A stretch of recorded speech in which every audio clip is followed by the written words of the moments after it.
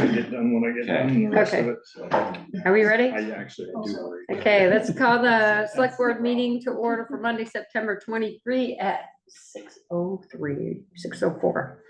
Okay, review agenda for additions, removal, or adjustments of any items. Anything, Val? No minutes to review tonight, with apologies. Okay, overview Zoom meeting operations. Mute your microphone. Don't speak until you're recognized by the chair or someone on the board. Public forum. Anybody got anything they'd like to say that about 5 minutes that's not currently on the agenda? There's one more farmer's market left. There's this evening's farmer's market, and there's one more next Monday, and that's the last one for the season. I haven't been down there yet, because every time I go by, it's You got one more- meeting. you got one more Select chance. board meeting. Okay, department head roundtable. Sharon. Oh, this week we'll be working on getting tax bills ready to go out. We're doing a water read, we're behind. We found out last week that EJ Prescott is not gonna support our software, or they don't sell census meters anymore. So we're trying to work through this. Luckily, the new vendor down in Massachusetts called because we had an issue the other day with our handheld. So that's going on. So we may be buying something newer sooner than we Well, planned. I hope not, because that's a new handheld, so hopefully not. And election stuff is going on. I don't think the ballots for the town of Bristol have been completely mailed out yet, so we're still getting requests, and it's like, you gotta be patient, the state's mailing them out. But it hasn't indicated in my system that anybody's got them yet, so that's out there. And that's for the usual is that if you want to vote on the day, you're bringing that ballot in. And if you don't, you have to sign an affidavit saying you haven't already voted before Okay. you can get another one. So when you get yours in the mail, if you want to come in, bring it with you. But they're only getting they're not getting the local stuff that we have to vote in the mail, right? Just the federal. Right. It's not even close. So then what will happen with the local stuff? They either have to come in or you mail them later? Yeah, Okay. or request them after they're available. Okay. They're getting federal and state. They're getting the federal state one. Edit? Yes. Chris? This week's, we got a couple meetings, one with National Bank of Middlebury to look at, one of the things we discovered. The training we just did was a better way to protect our monies that are beyond the $250,000 FDIC level. So we're meeting with National Bank of Middlebury on Wednesday to make sure that's done. I've got a meeting tomorrow with Katie, remember her last name, from Vermont League of Cities, Buckley, to figure out our ARPA funds. And so we'll have more to report at the next meeting on that one. We need to commit, right? Yes. And what that means and because if not, there's payback. Apparently, we're not paying back. We're not paying Actual, literal payback. Allocations, the select board Chris votes just to got a allocate bonus. weren't enough. Yeah, so I'll have more details tomorrow, exactly what needs to be done between now and rapidly approaching deadline. So Right. we can Okay. Get those done. Good. Meredith.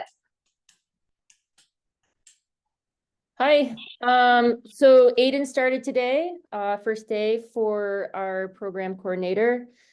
So that was exciting. We did a drive around. For Bristol Youth Sports Soccer, we have 170 kids on the field playing soccer. That's pretty cool.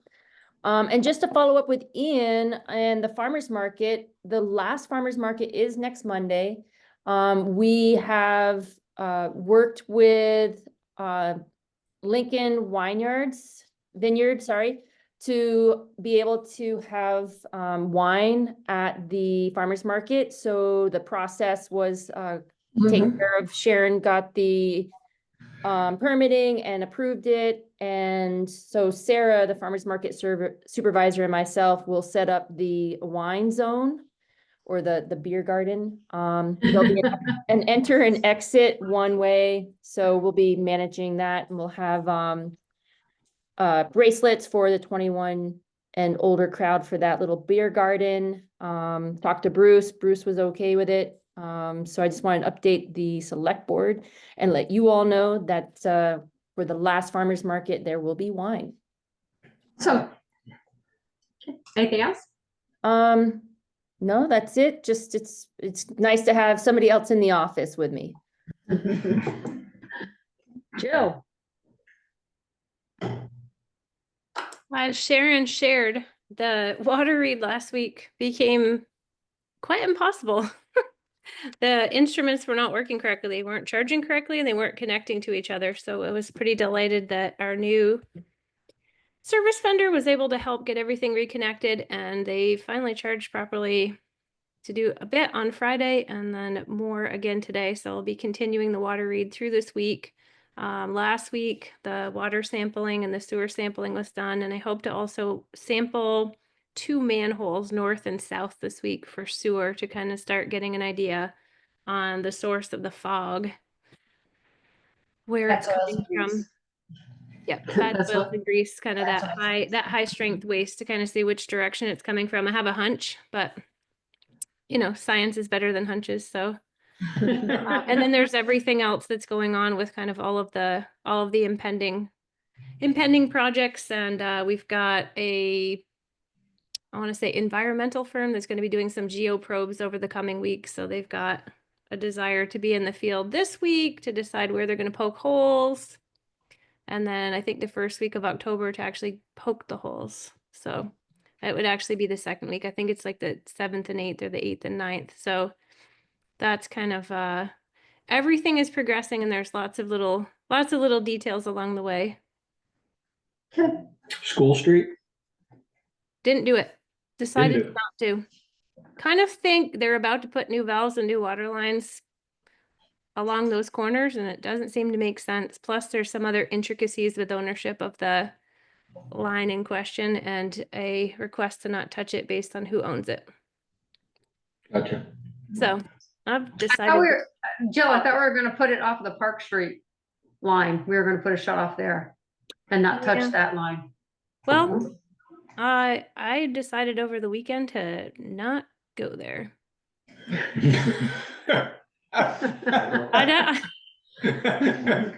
don't know. I'm thinking about everything that's going on with the water system and all of the costs, and it's like, I don't know, it's the cost effective part of me is just going, no, there's literally going to be brand new lines and brand new valves in here in 2 years. I don't, although it'd be nice to be able to shut it off if there was a problem. We could have a problem on any of the 1905 water lines over the coming years while we're waiting, and I don't want to just spend thousands of dollars putting valves in if I don't have to, if I know they're about to get replaced in just a couple years. I don't know, maybe my maybe my cheeks are squeaking. I just feel like trying to conserve, knowing that there could be other things that come up that cost more that we might need that for.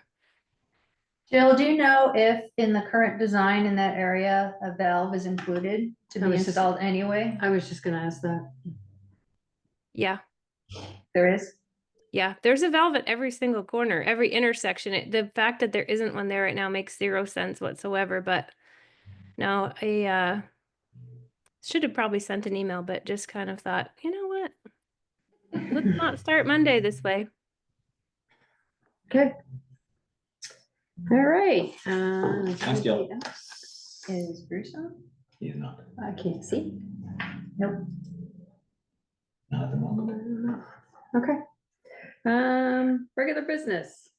Deputy Town Health Officer candidate, Grace Williams.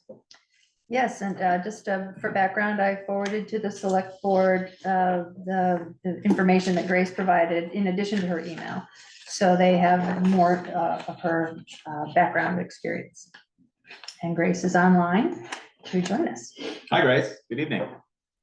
Hi, So we'll sorry, I start don't with know the your name. question- We'll start with the question we always ask. Why would you like this position? That is, how much time do you have? Brief, be brief. So my background is in emergency medicine, social services, public health, clinical research. I've done a lot of stuff. I can go on.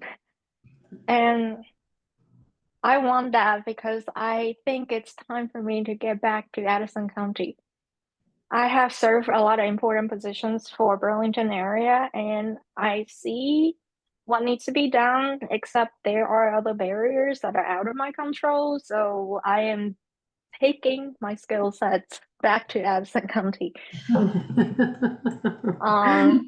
And unfortunately, you guys caught me when I happened to be in Montreal, but I can assure you that I'm very familiar with municipal operations. I'm the person in Virgins that I go to for purchase policy, funding a new committee. Now I'm doing data analysis for the Virgins Community Police Advisory Committee. I said I'm heading a subcommittee, really it's just me. Me, myself, and I. Okay. Great. And this would be for the deputy. It was originally discussed, I know it was like the main position, but then because Diane is still Right, in that main position, correct. it was sort of changed to deputy as a Yep. learning. Which is a vacant position right now, and it's actually a good opportunity for that kind of orientation. Okay. Mhm. Have you been in contact with Diane Yes. regarding this? Mhm. Okay, great. Mhm. Mhm. All right, excellent. And then we don't actually make the decision, it's the Department of Correct, Health. Is that you're correct? right. The Okay. select board would make that recommendation and forward that to the Department of Health, and they ultimately make the appointment. Okay. Great. Yeah.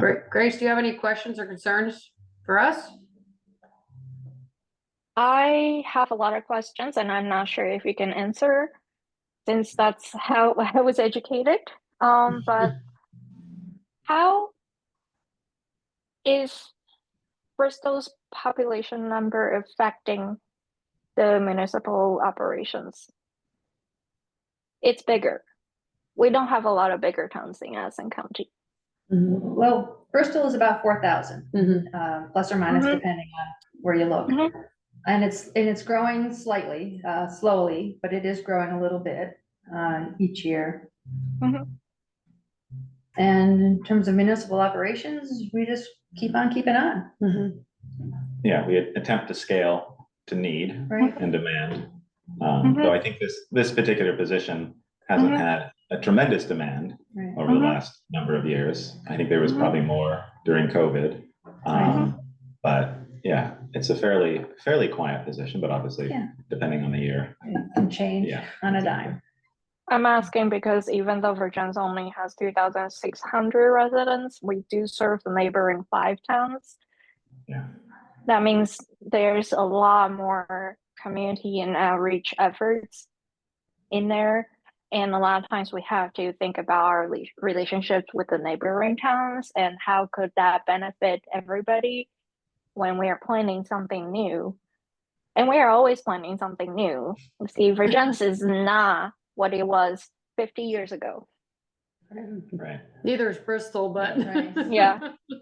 So I am just looking forward to get to know Bristol more than the shops. And Although keep shopping. I do have one question. As a select board, what is your proudest accomplishment? Proudest accomplishment. The board's proudest accomplishment? Sure. Or Well, your there's 5 personal- different people, so might have 5 different answers, or 4. We keep coming back. That's good or bad, but. Peak has been here for 75 Yeah. years. Oh, boy. Yeah.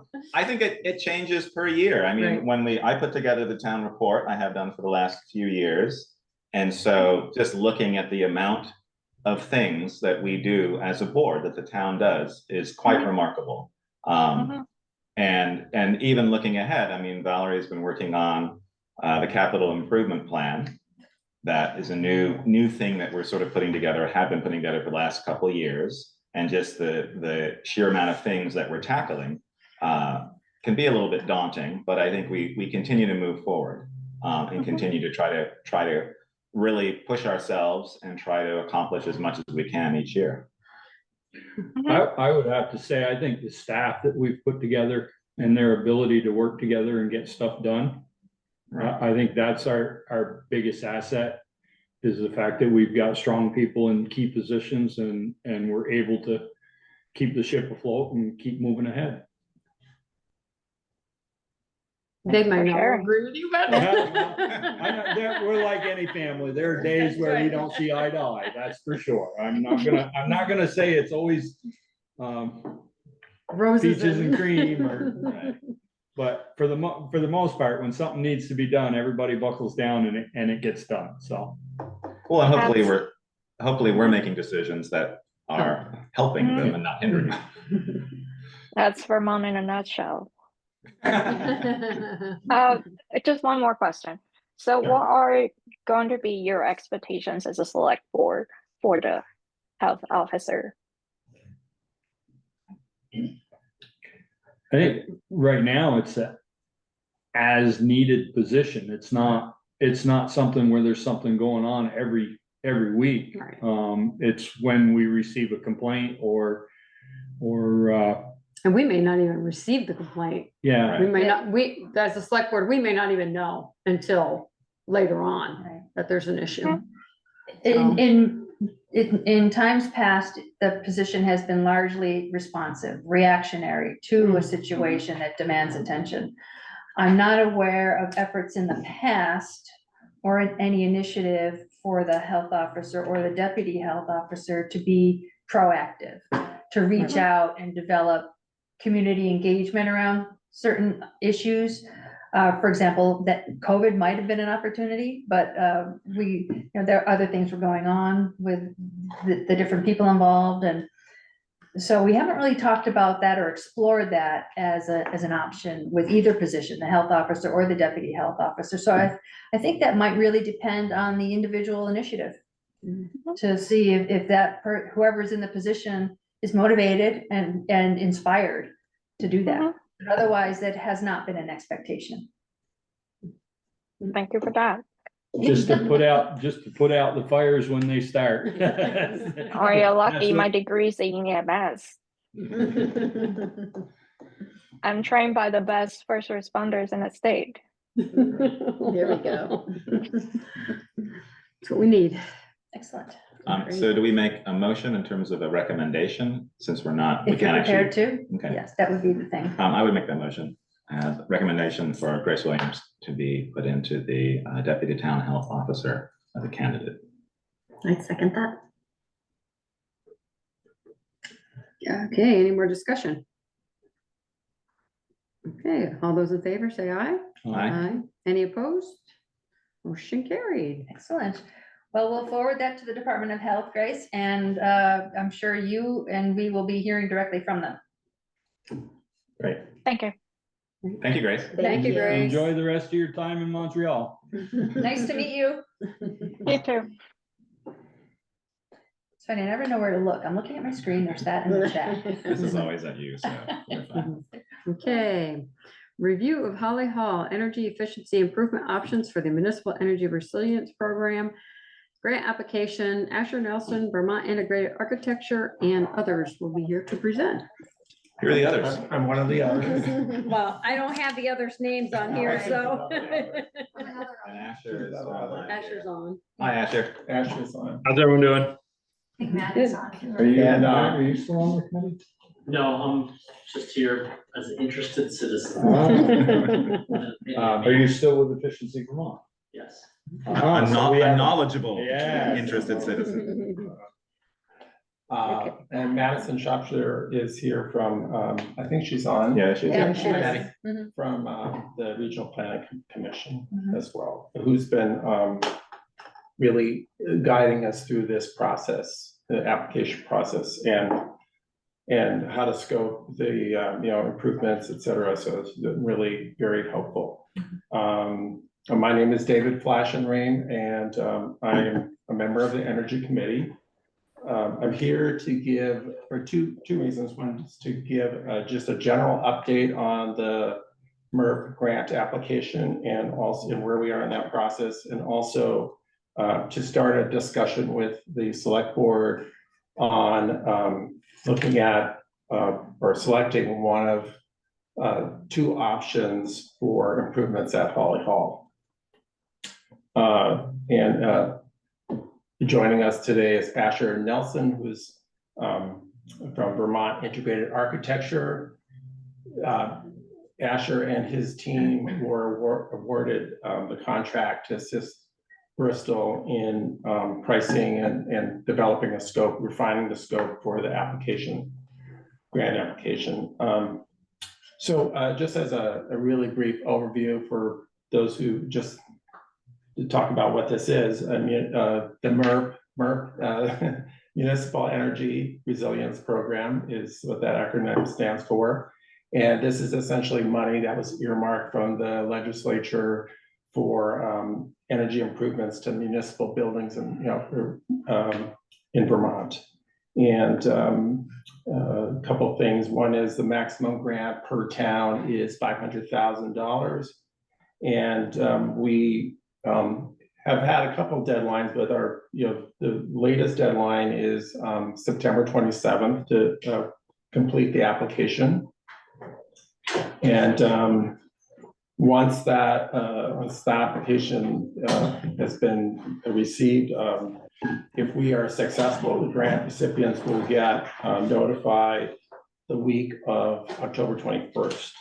And then the towns who got the grants, there are agreements that need to be signed by November 20 and returned by November 29th. Those are basically agreements that for the program. So that's it in a nutshell. If I can add,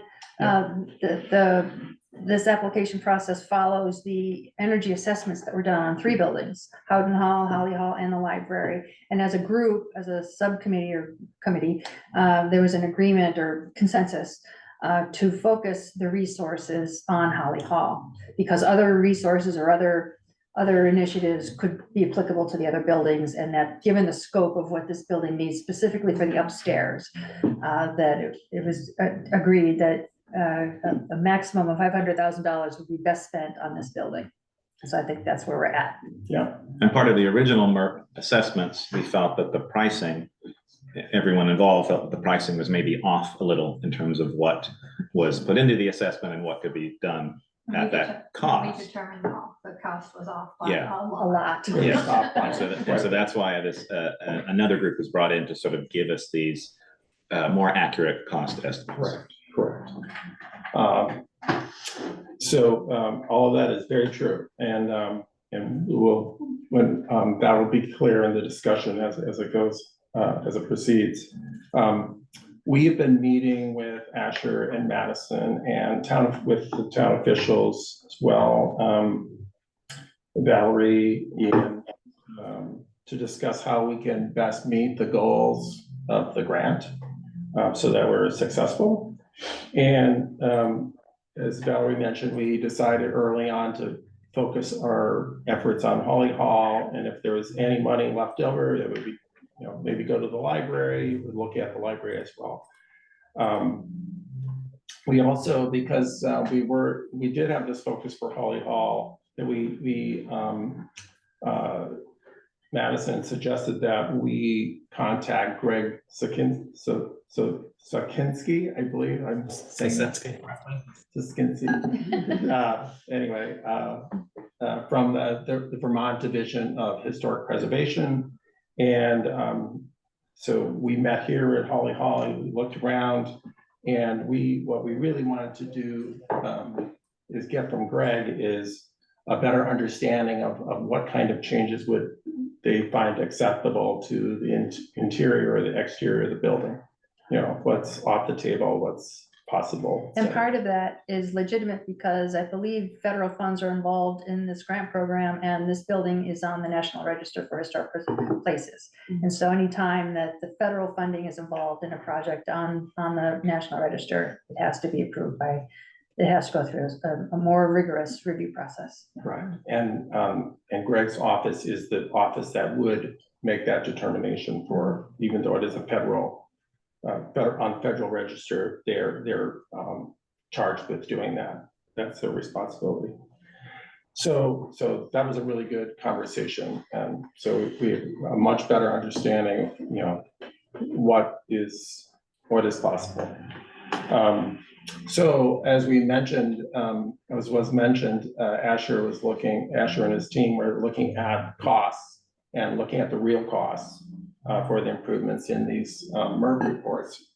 And in our last update, as was mentioned, we knew that the numbers were off, but we weren't sure how far.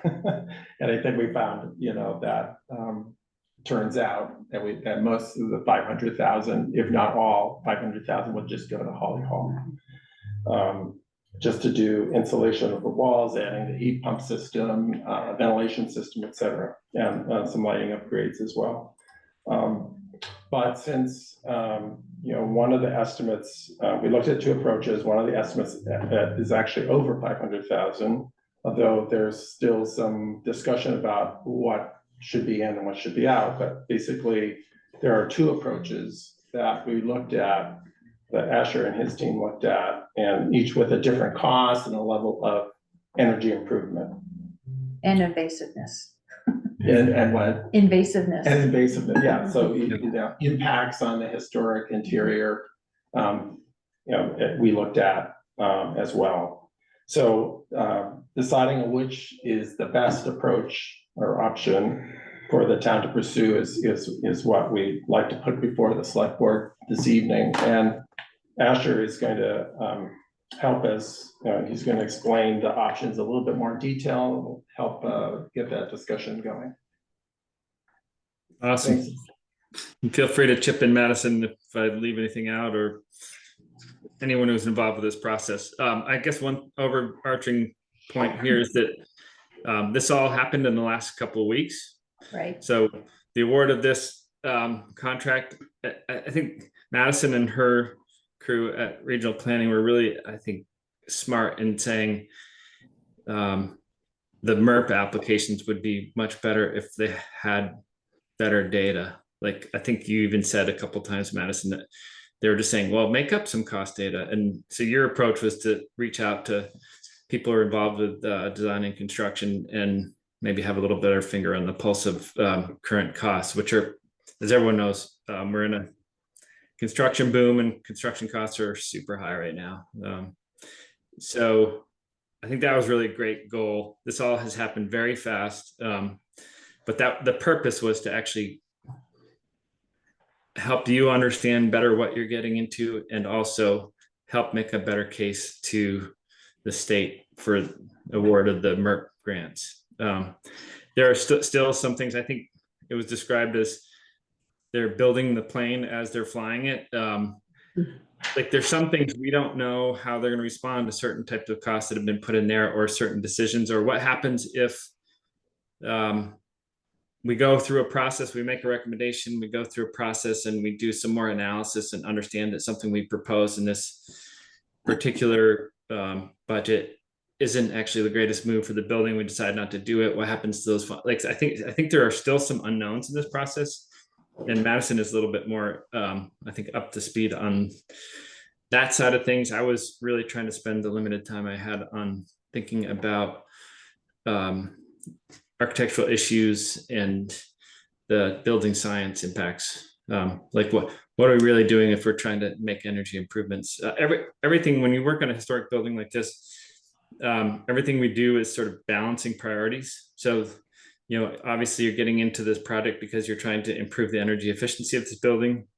I think, as David mentioned, we have to really think about preservation deeply, both because it's a cultural resource for Bristol, but also because of the regulatory structure that overlays that. We're also thinking about technical solutions and where we're running ductwork. We're thinking about structural. If we have to put a mechanical room up there, how does that get supported, et cetera? And then, of course, the dollar. We're thinking about the cost of things.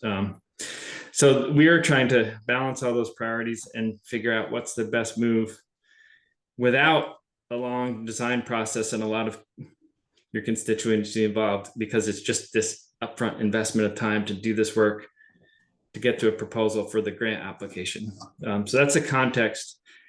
I think many of the things between option A and B, I think what you're being asked to decide between are commonalities. There are a lot of commonalities between how you put a mechanical system into that building.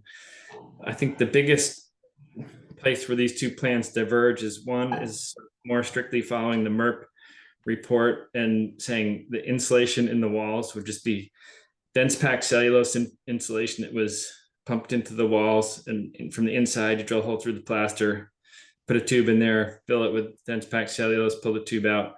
And so that's putting one type of control layer, we'd like to call it, in the wall, which is increasing the thermal performance of the wall. It's insulation, but it's not really addressing control of air movement or vapor in that wall. So, and even in the MERP report, there's a little caveat. They wrote a paragraph saying, if you do this, you risk damage to the building and you should really have some modeling done.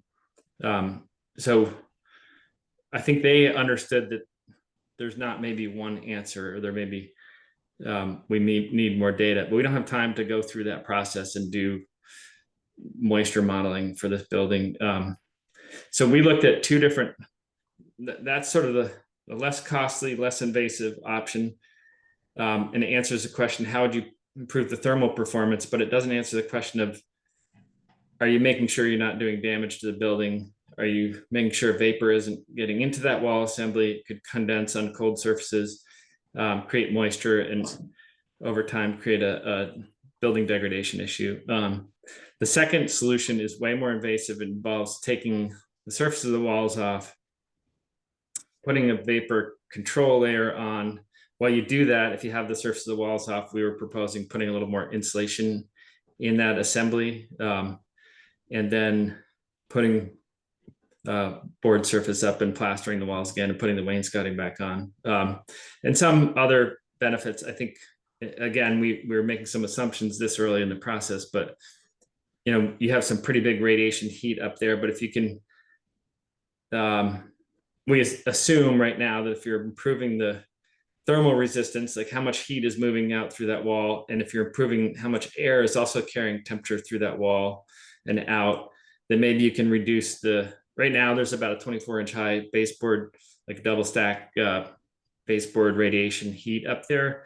We know we're probably gonna need to keep the baseboard radiation, but in the second solution, it would get replaced by something with a much more low profile, like a single high output baseboard.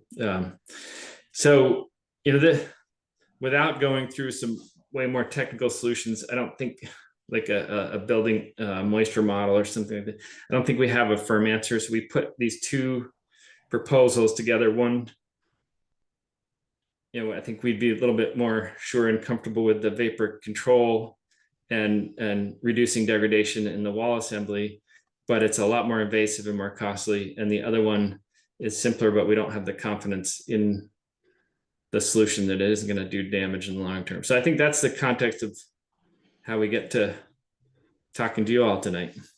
I don't know, Madison or David, if you have anything to add. I just wanted to add, follow up on Asher's comment about the second option B, is that he mentioned that we would be adding some additional insulation to the wall. That means that the actual wall surface will come in. We would lose about 1.5 inches of the space on the wall, and we would so it would be coming it would be brought in, it'd be furred out, and we looked at the brackets, and we think that the brackets, we talked to Greg from the Historic Preservation Division, and he thought that it wouldn't be that noticeable, it wouldn't be a deal breaker for him if we did that. So we'd lose a little bit of the profile of the bracket, but you would still see the entire bracket. And so we thought we could detail that, sensitively, so that we could still maintain the look, but we would actually get that extra energy performance out of the assembly. What are the walls now? 2x4? 2x6? They're like a full 2x4. 5 3/4 inch. 5 3/4. So regular 2x6. Yeah, and there's no insulation in any of the walls. Because I wonder, given that there's no insulation, how much heat are we losing through those walls that's being produced by the furnace through the heat system that's up there? So if we make this investment and seal up those walls and improve the heating and cooling capacity of that upstairs space, will we save energy on fuel? Absolutely. Absolutely. Yeah. But the payback is still decades. Oh, yeah. Yeah. Yeah. Well, you will undoubtedly save fossil fuel. You're adding a heat pump system and a ventilation system. So the heat pump system will use electricity and not fossil fuel. There's ways to offset that with renewables. The ventilation is actually a new load. So you're not, and heat pump system is actually the most efficient way to deliver heat to the system. It also delivers cooling, but the ventilation is not a load that you have. So that's actually an increase of your electrical use. But I think if part of the goal is to reduce, fossil fuel use and carbon output, you're moving in the right direction. So what was our total grant? 500,000, or at least that's what we're allowed to go for. Yeah. Do we run the risk by making it the full amount versus the 432 of not getting it? Because we're still competing with other towns. Is there any worry about that? Because we could say, sure, let's do the full 500,000, and then out of capital funds we will pay the 70,000 extra. We'll add that in. Mhm. But are we running a risk of not getting anything by doing one versus the other? Because one's the full amount versus, I personally, if I was scoring it, I wouldn't look at it that way. I would look at what is more efficient, and that's what I would be. If I'm awarding you money to make stuff more efficient, I'm not gonna look at the end dollar cost. I'm gonna look at what's more efficient, and it might even be, in my eyes, it might even be a little more incentive that we're willing to kick money in to get there. right, that's true. Right, skin in the game. Yeah. If I I mean, may. sure, Maddie. Sorry, I just wanted to jump in with the application is not worth a ton of points in the scoring matrix. So the first thing I would say is I would ask for what you want and not try to game too much the application strategy, because so much of your points in that application matrix are actually just like criteria around the town as it is, the population and the staffing and the energy burden. Those are going to have a lot more weight than your application itself. So I would suggest to you all to just go ahead and ask for what you need. They have also told us that they will provide partial awards in cases where they want to quibble over certain costs. So that is also an option. And I guess the last thing I'll say is on the issue of, they give us a partial award, we can't do all the things on our list, so what do we do now? You are able to transfer funds from one kind of line item to another if things have to change when they give you that partial award. So there's a lot of flexibility that they've built in, understanding that you haven't had enough time to build a real scope of work and go through the longer design process that Asher was talking about. So just something to keep in mind as you're thinking about this. Okay, thanks, Maddie. Do we have $71,306? Our capital fund is quite healthy right now. Okay. I mean, given that option, the less expensive option, there's a giant question mark around filling the walls the easier way and not knowing if that's going to affect the building down the line with the vapor barrier. I feel that even though that's 70,000 less, that's a huge risk that we might take if we choose that option, since we don't really know, unless we put more money in to actually do the calculations to see if that would affect it. So that puts me towards option B. My concern with option B is that it's a heck of a lot of work on the interior, and how much time would that take? And when would that happen, especially because we want to use the hall for various activities, especially the recreation department. So how long is it out of commission if we chose option B and went ahead with that kind of demolition inside. So Meredith is still on the line. I wonder if Meredith, you have a sense of, is there a time of year, certain season where there's less use of Holly Hall, like April or February kind of thing? Yeah, so the months of June, July, and August, and maybe the first part of September, we only have a few events that are happening in the hall because it is so hot in there. So even with the window fans that we have, the temperature remains inside about an 89 degrees. So I limit most of the programming in the summer. So like there's no dance class in the summer in the Holly Hall. The only thing that's really happens is Tai Chi, which they enjoy the warm weather in there. Depending on when you're going to do this, don't forget, if it's an election year where we have one in August, that will not be an option. Yep. Meredith, do you have an opinion? Have you looked at the two options and do you have an opinion on either of them? What I saw and I some of it I just didn't understand because I haven't had time to really look at it. Is the heat pump system is great. The insulation part I was still kind of questioning because I didn't quite understand how that was happening. Like I hear you cut a hole in and then you add insulation through that hole and it fills in the capacity behind the wall, or does the whole wall come out and it gets built out? One of the options in the lesser cost option, you're drilling holes through and trying to dense pack the walls through the hole, and that is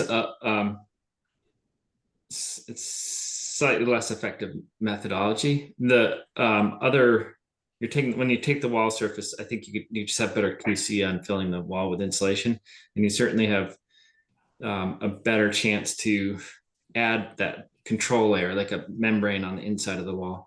I guess on the point of what you choose, I think there's a design process we have to go through and maybe some more technical work. And you could always drop back if you choose to do the higher, like the more expensive version. And we find that isn't building science or the bang for the buck, or it's just too complicated, or like there's still a long process in front of you. I think what I was hearing from Madison is if you decide to, okay, let's go back to the other one, or maybe you just air seal, or they had an option in there for just caulking and sealing, which might be less damaging, just to do to nothing to insulate the wall and improve other systems. Yeah, so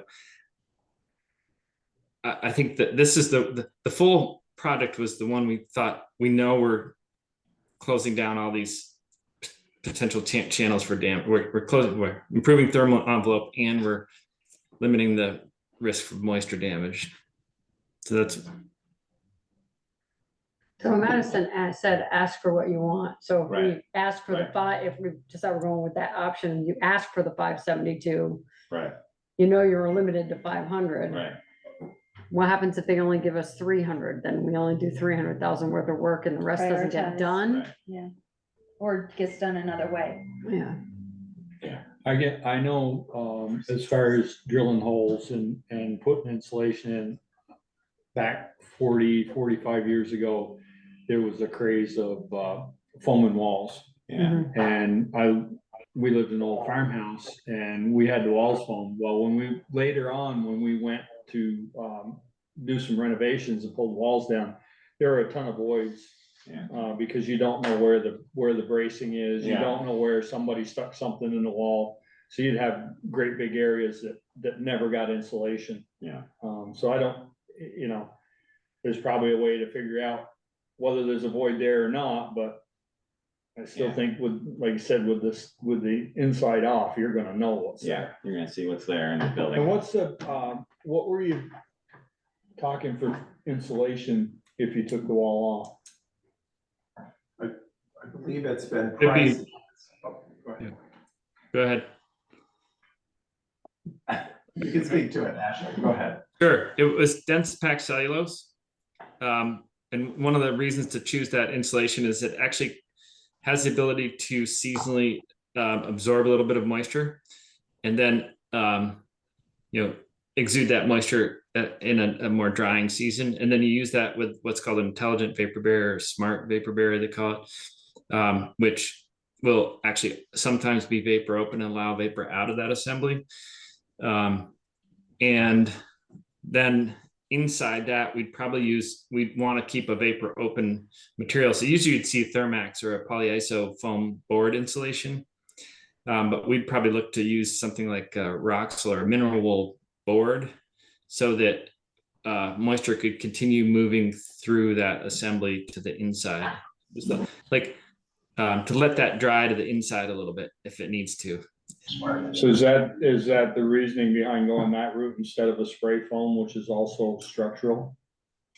Gotcha. Yeah, I mean, there's been a lot of work in the state recently about impacts of spray foam, and some cases they're finding more damage to old buildings when you put spray foam in them.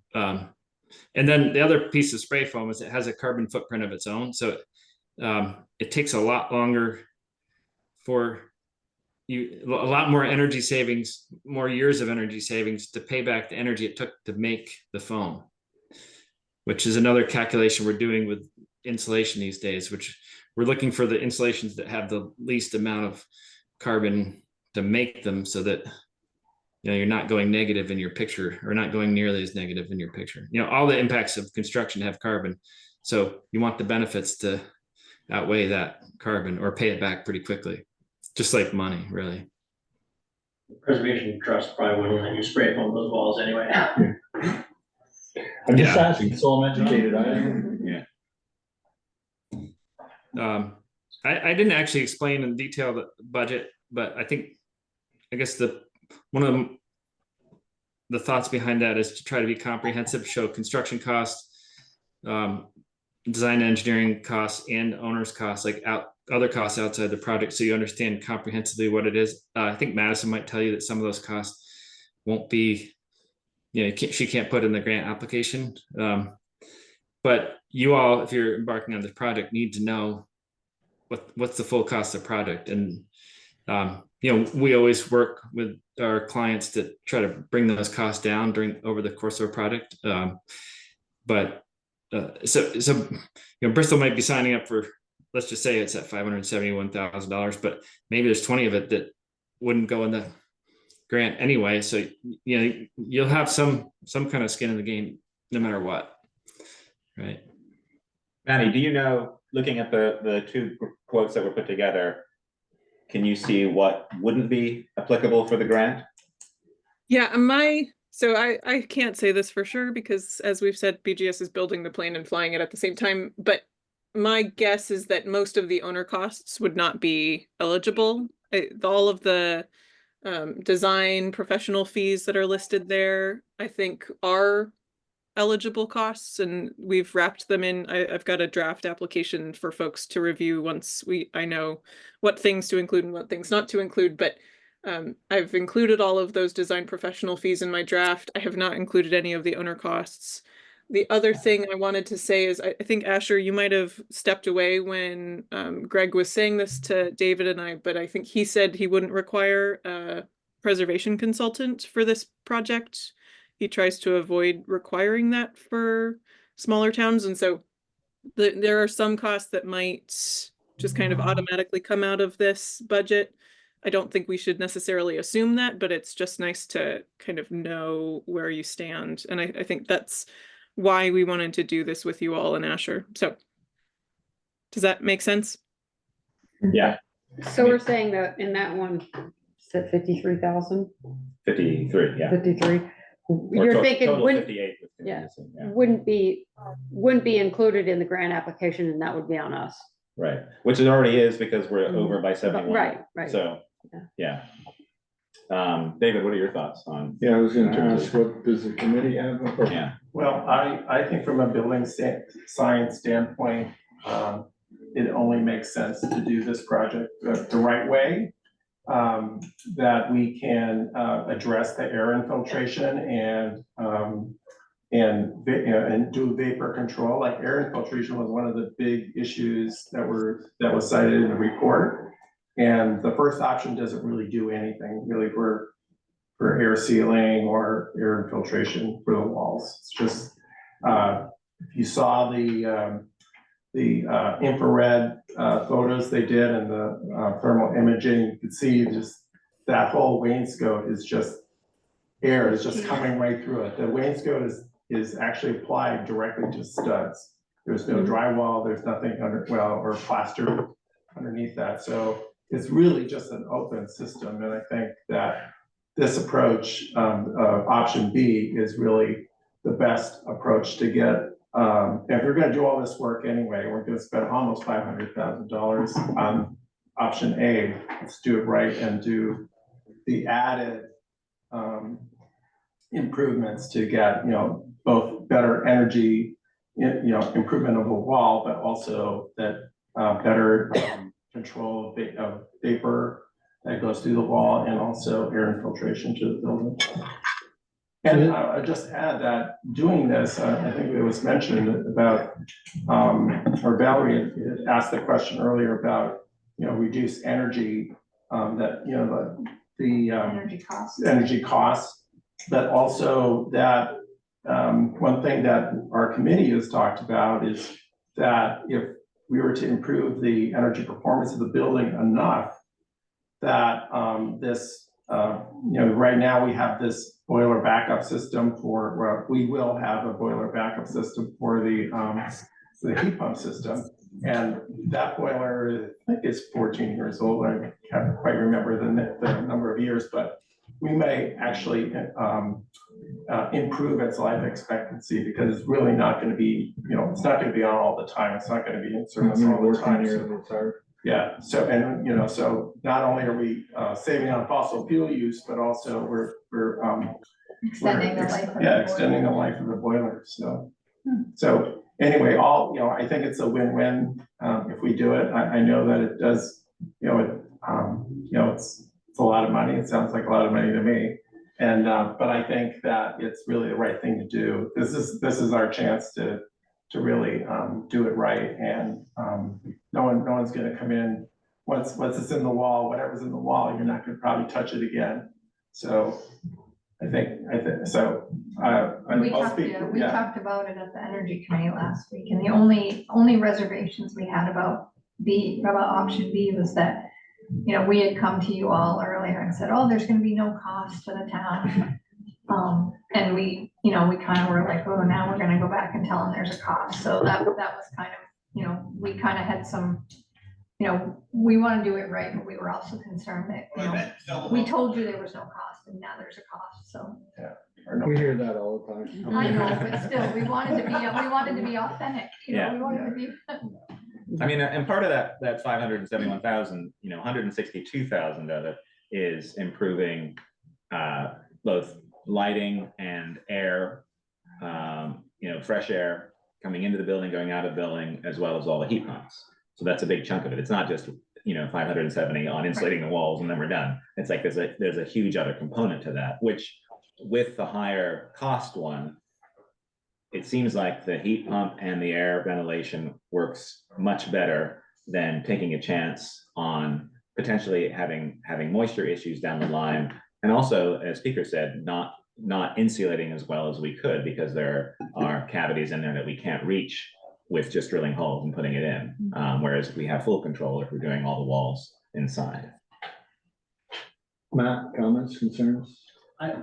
I mean, option B is certainly better, and if the state's gonna pay for it, then why not choose the better option as long as we're okay disturbing the plaster like that. What I'd suggest is that, I think there were some comments in the proposal about ideally a blower door test is done at this time, and ideally that seeks and finds any flaws in the system. I highly recommend you write that in with a cost to definitely happen. Because even if you rip these walls apart, and even if someone puts up a smart membrane, if they don't seal it, it's still not tight. And the only way to know is to test it before you put that drywall up, and it gets all buried again. So I think I'd write that in, and same thing with the ductwork. If you're gonna put ducts in an attic, they need to be airtight, and that's not always the case when you just get a system installed. So pressure test the ducts, pressure test the building, through progress. Yeah, if you don't ask, you don't know. And there is a line item for some testing Right. in the estimate, so that could fit that category. Okay. I think I heard most of that was Matt. Was that Matt in the background?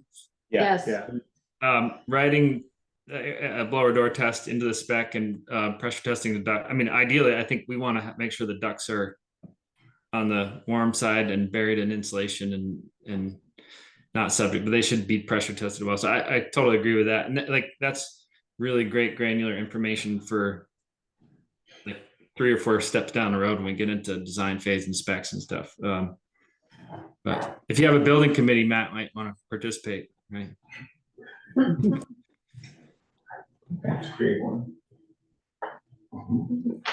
The other thing I just wanted to mention, and Matt is making me think of this, is Efficiency Vermont has reached out to you all and to me directly to kind of offer custom incentive services. And I would recommend, as soon as you've identified which direction you want to go, to immediately approach Emily Eckert, who reached out to you all, and say, you know, this is what we're thinking of. Can you help us start through this process? Because I imagine they're going to be quite busy as soon as everybody else is funded. And so would be good to get in that door sooner rather than later.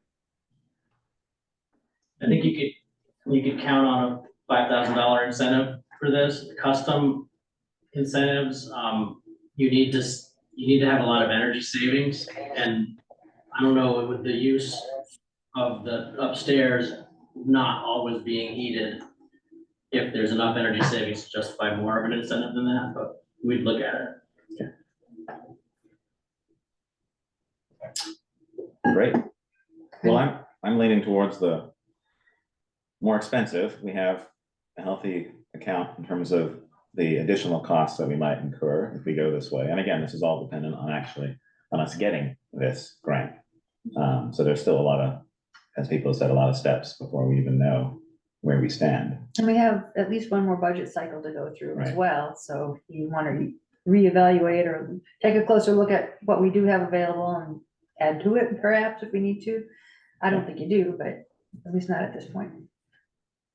Baker, Well, I'm, you're on board with number 2 or Yes. plan B, whatever it is. yes. Jessica? I'm on board with it for right now, but once we get the money, I think we really need to be careful with the design phase, just because we have a lot of things that are forcing their way onto the agenda, like Bricks Hill Road and all of these other projects, that I worry about making such a big investment in something that we're choosing to do now versus something that's like a crisis situation that we have to resolve. That said, I think we should totally apply for the grant. I think we should apply for it, doing it the right way, and then we can see what we get. So as Asher was saying, in the design phase, I think we can revisit these questions. No comment?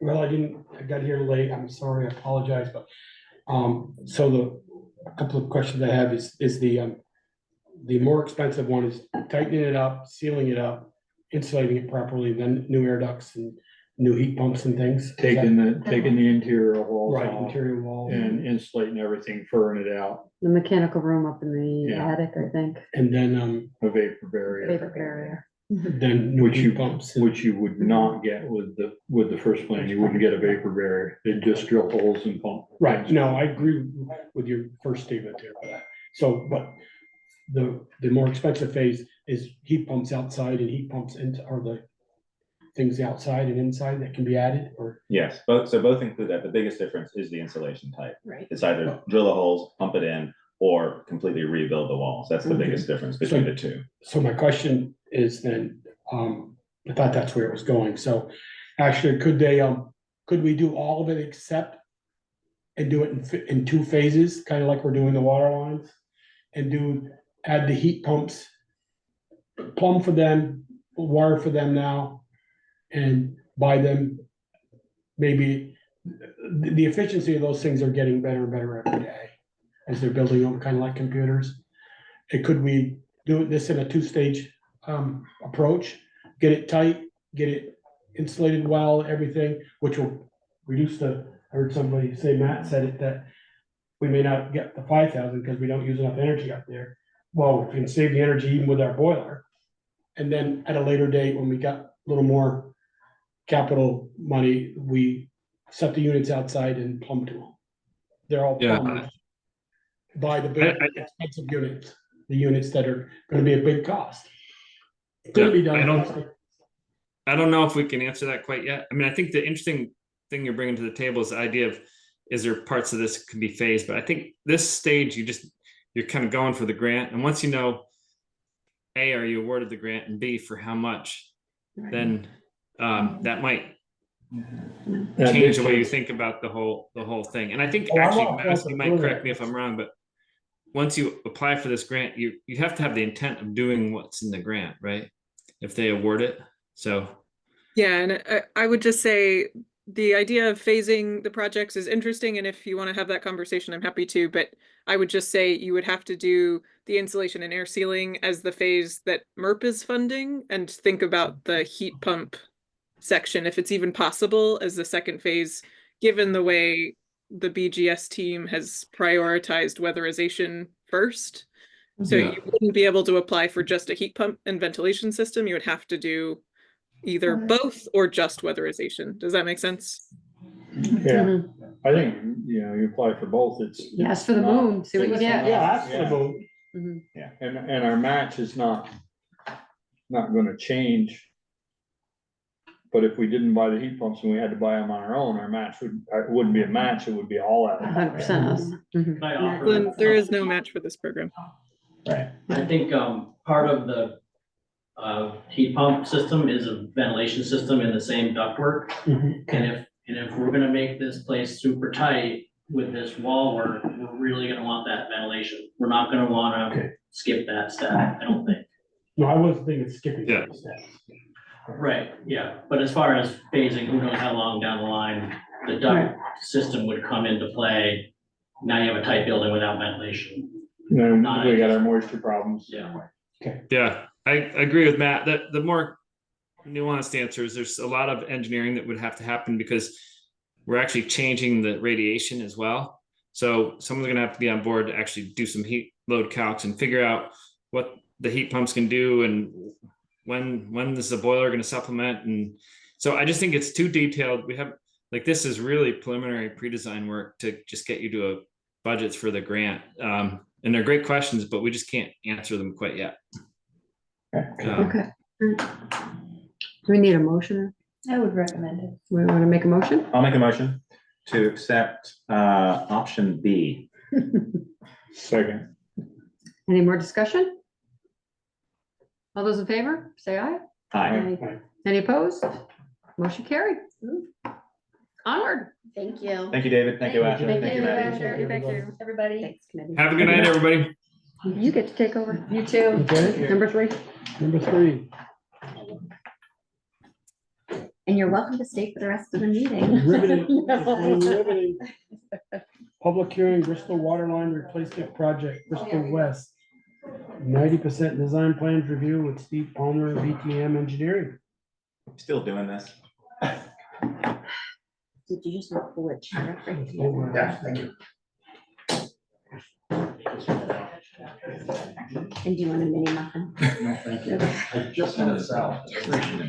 A salad, listen to him. He had a salad and you're passing out cider You muffin. hit the gym, had a salad, came Yeah, here. with Palmer maple syrup on it. I wish. See, he didn't say no maple syrup on it. That was his maple vinaigrette. That was his dressing, right? Yeah. You're up. Valerie, can I ask you a favor? You can ask. No. Oh, yeah. USB. USB in that? Yeah. Can you just put that in and pull up the Bristol folder? I tried emailing it to you, but it's too large. Is it the one you emailed me earlier? I tried 2 things. Which one did you get? One kickback? I think it was it the plans that kickback or the, Well, I got the updated plan set. okay, so it's this one that didn't go through. It's because I pulled them in as. So where am I JPEGs. looking? So I can't see it, but if you, Oh, do you want me to show? there should be a Bristol folder there. Should be like the 3rd one down. Okay, And in that, there should be one that says presentation, today's date on it? Yeah, That's the one. okay. That That's is very pretty- trusting. It's a, just it's thinking a, of your um, drive. it's a PowerPoint. Is that the one? Yeah. Okay. Try that with a bank computer, you wouldn't, it would even let you put that Right, in. I know. Nope, you're not getting Let's see. How So do I, share how do I screen. turn off that sidebar? Go to, Slideshow? yeah, up top. But if you're just gonna show it as a slide, you don't have to do that. But I don't want to see the. And just go to slideshow, right up top, yeah, click on that, and then it'll say start. What did it say? Okay. Stupid computer. It's not Is it working? Nope. From the beginning. Oh, from the beginning. Yeah, there you go. Okay, so And then you just share it. now I have to figure out how to get the, So what- Zoom. Yeah, so go to Zoom, share screen. Right, And then as soon as you get into it, click the same thing again from beginning. from beginning. Here we go. Right there. And then you'll see it Something all. like that. Click it one more time again. You don't usually There look we for go. me this time of night, so. Okay, she's good. Nailed it. Ooh, Oh, that's good. teamwork. Yeah. Is that the sewer pipe? That's our new water line. What do you think? That was Pine Street, believe it or not. Yeah. So same vintage though, right? That's what we're looking at throughout town. So that particular section of pipe looked pretty good, but you can see a lot of mineral buildup in there. So anyway, We won't get that on that blue, you wouldn't with new, ductile. either one because it's lined with cement. So they're concrete lined, they don't build up that kind of stuff. Gotcha. That's the whole point. As all of you know, we've been working along pretty diligently between Jill and Valerie and myself on the design drawings with the goal of being able to apply for DWSRF funding in January. So this is another milestone in that process, right? So we had 30, 60, 90% review standards that we put in the application. So this is one of the things that we have to go through in order to be able to show that we've done all the steps necessary in order to get the funding at the end. I think we should, let's just go to the next slide and we'll just get started. How's that? We're running behind time anyway. Okay, so here's a map that we made up, and I think this is helpful for everybody, right? You've all gotten spreadsheets saying, okay, as you realize, we decided to split this up into 4 separate phases, right? Pine Street was phase 1, that's done. Bristol West is everything you can see in blue. Valerie, maybe you can point to it. Yep, it's everything to the west of North Street. Okay, yep. That's it. purple to me, but. Purple, okay. Because I've looked first like that, it was like the outside line was blue and I was like, Wait a second. Just do it. Hang For on. folks, I don't know if we have folks. From current. Okay. We might have some folks watching from home. You guys, I think it's helpful for me. I'm a visual person, right? I can look at a map and I can say, okay, I know exactly what you're talking about. It's a little harder with a spreadsheet. So we decided to make this so that folks could follow along, right? Everything in blue is what is phase 2, we call Bristol West, right? It's everything west of North Street. Everything in red is Bristol East. That's coming soon. And everything in green, and there are 2 lines, right? That's what we refer to as Rockydale as phase 4. And here's the tank up here. Here's the tank, exactly. And roads that aren't marked are ones that have piping that is of an age that's appropriate. Even the Correct. 70s, correct? yeah, I was just gonna ask that, What's where the the red, when Bristol East, I'm like, how come all the roads aren't in there, but. Right, okay, that explains yeah, why. and to the north too. Okay. Right. Mhm. Because those So- are added later, Mhm. as Yeah. it expanded. Right, and you can see your, what do you call it, your water, your service area, sorry, I have a mental block here. So your service, you've got a pretty large service area, actually. You know, larger age than I does it. expected. What's that? He said age does it. Yeah, it was a long night and an early morning, that does it as well. So I learned that, these properties are also included somehow. So I don't know where. What are exact- those properties? It's up to Hazel Drive. Oh, Yeah, yeah. Okay, well, just let us know, I mean, it's a simple change. We're Yeah, I'm not sure sure how the to do that. district line was devised, you know, the actual district Isn't the boundary. water.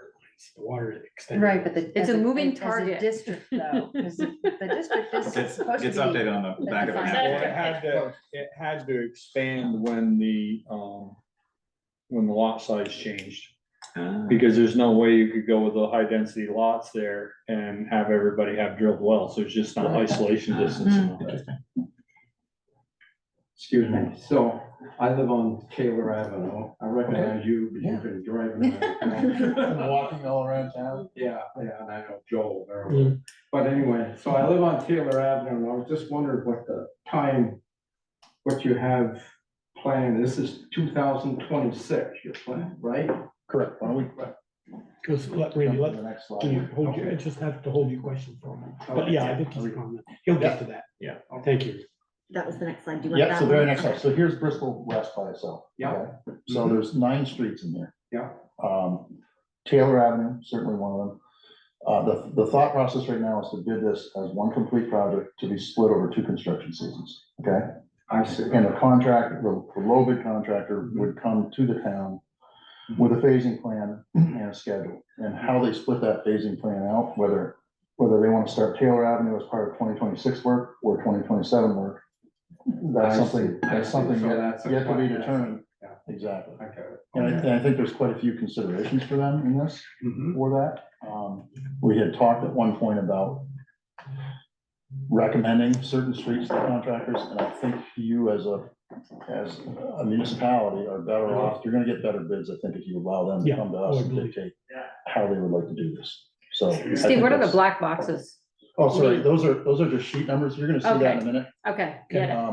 I already get it. Yeah, it's just, Tell me when it you gets want it. confusing. Yeah, please do.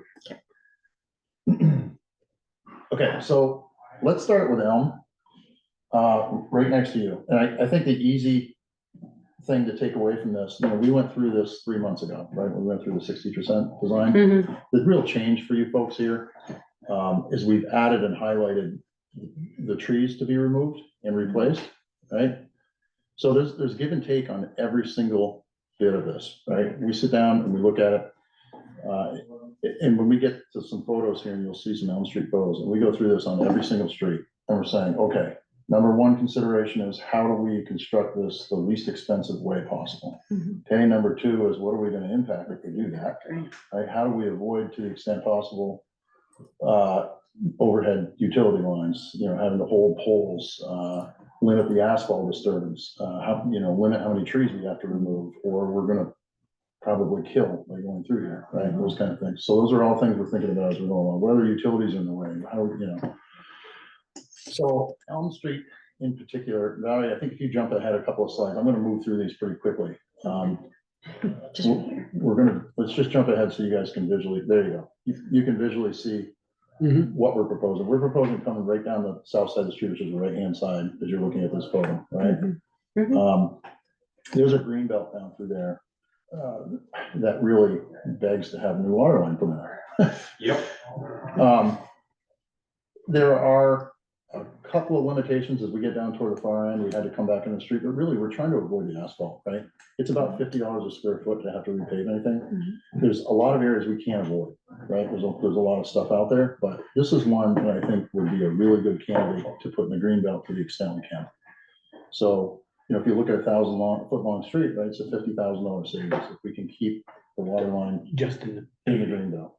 Yeah, and it's a much faster project as well. The green belt you're referring to is the south one, right? Correct. Yeah, not the one with the utilities in. Correct. I think that from a contractor standpoint, in terms of building this, it's much faster to be able to work just in the grass than it would be to have to go ahead and cut the asphalt, remove the asphalt, put back the sub base, repave everything. We went through some Pine Street and everybody saw how long it takes to get there, right? Well, It's quite a process. the other side of that is you're not running on dirt if you have bad weather. That's right. Like we did with West Street. Right, but you're pretty close to the edge of asphalt here, so I think it's a pretty good trade-off. So Steve, the trees that you're just example, the trees that you're taking out on any street, whatever, I seem to see that you're replacing them with the ginkgo below whatever tree. Are those like the ones that are being recommended because they're the most resilient? Yeah. So we had a forester that came in and looked at all this with us and said, okay, here's the ones I don't think are gonna survive. And he was the ones, there were a few in there that he said, they might survive, but you're gonna take out 50% of the root system. If you get a big wind, It's there's going down. nothing on the street side to hold the tree anymore. So they're not gonna fall in the street. Yeah, that was his concern, and rightly so. So there were a couple of things that they looked at. Number one was, do we have height above it to be able to allow that type of tree to grow? Number two, are they salt tolerant? That was a big one. Right, because a lot of these won't do well, and do the root systems really dive? I was hoping to find trees, they're gonna be pretty close proximity to the water lines if we take them out, right? I was hoping to find a tree that didn't have root systems, like a deep weeping willow, that, right? Is this present water line on the south side lane or more in the center? I'm sorry? Is the present water line? If we go back 2 slides, you should see right there, or 1 slide, sorry. The current one is in red. Yep. Okay. Blue is almost right beside it. Yep. Yeah, right next to each other. There's not a lot of room in there, but there's, I'm pretty sure, enough to get through. Hey, question. Yes. What's the sidewalk like? That's what I was going to ask, yeah. There's no sidewalk right The there. sidewalk on the north side. Yeah. Yeah, I don't care what side it's on. I'm just, what's the sidewalk like? I mean, if it's a sidewalk we're gonna be replacing. We have a gentleman that lives there. Yeah, I mean, most of it, other than right in front of Donna's house, is in really good shape. Yeah. Then forget I said anything. And I guess the second we question can- I Church Street might be another Right, story. but we can, and we have our list from a couple of years ago of our whole sidewalk study, so we can compare that. I don't know if Well, Steve has looked at that. I don't know. I think But also, we can look at each street and compare and just see, but you're right, that's a good opportunity. Overhead lines, you think about all those poles, that was another reason we decided to sit on the south. Oh, I side. see what you're saying on the south You have to side. hold every one of those poles and down through here, that would be Yeah. an issue. Although I Is like trees tree- better than poles. You don't care if the poles fall over? What if, Just move them. how many, I noticed there was 7 tie-ins on the north side, Correct. 7 residents. Do we know if those all are lead or galvanized or the copper to the curb? house? Jill would know that. Jill, you're working on the water line Inventory. inventory? Yeah, it's a mix.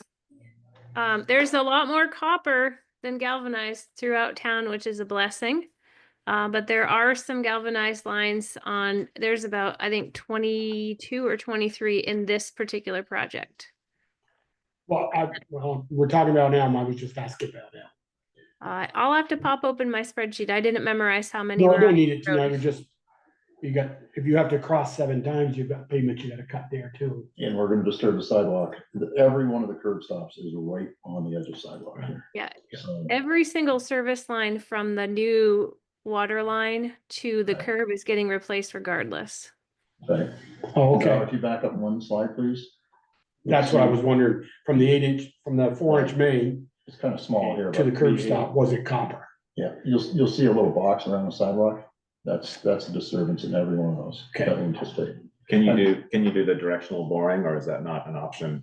It's not feasible for those short lines. You gotta have, you gotta have you think about it, you gotta have a pretty good pit in order to even do Oh, that, I see. right? Okay. So, Yeah, all right. you're They're pretty like limited. triple our paving line.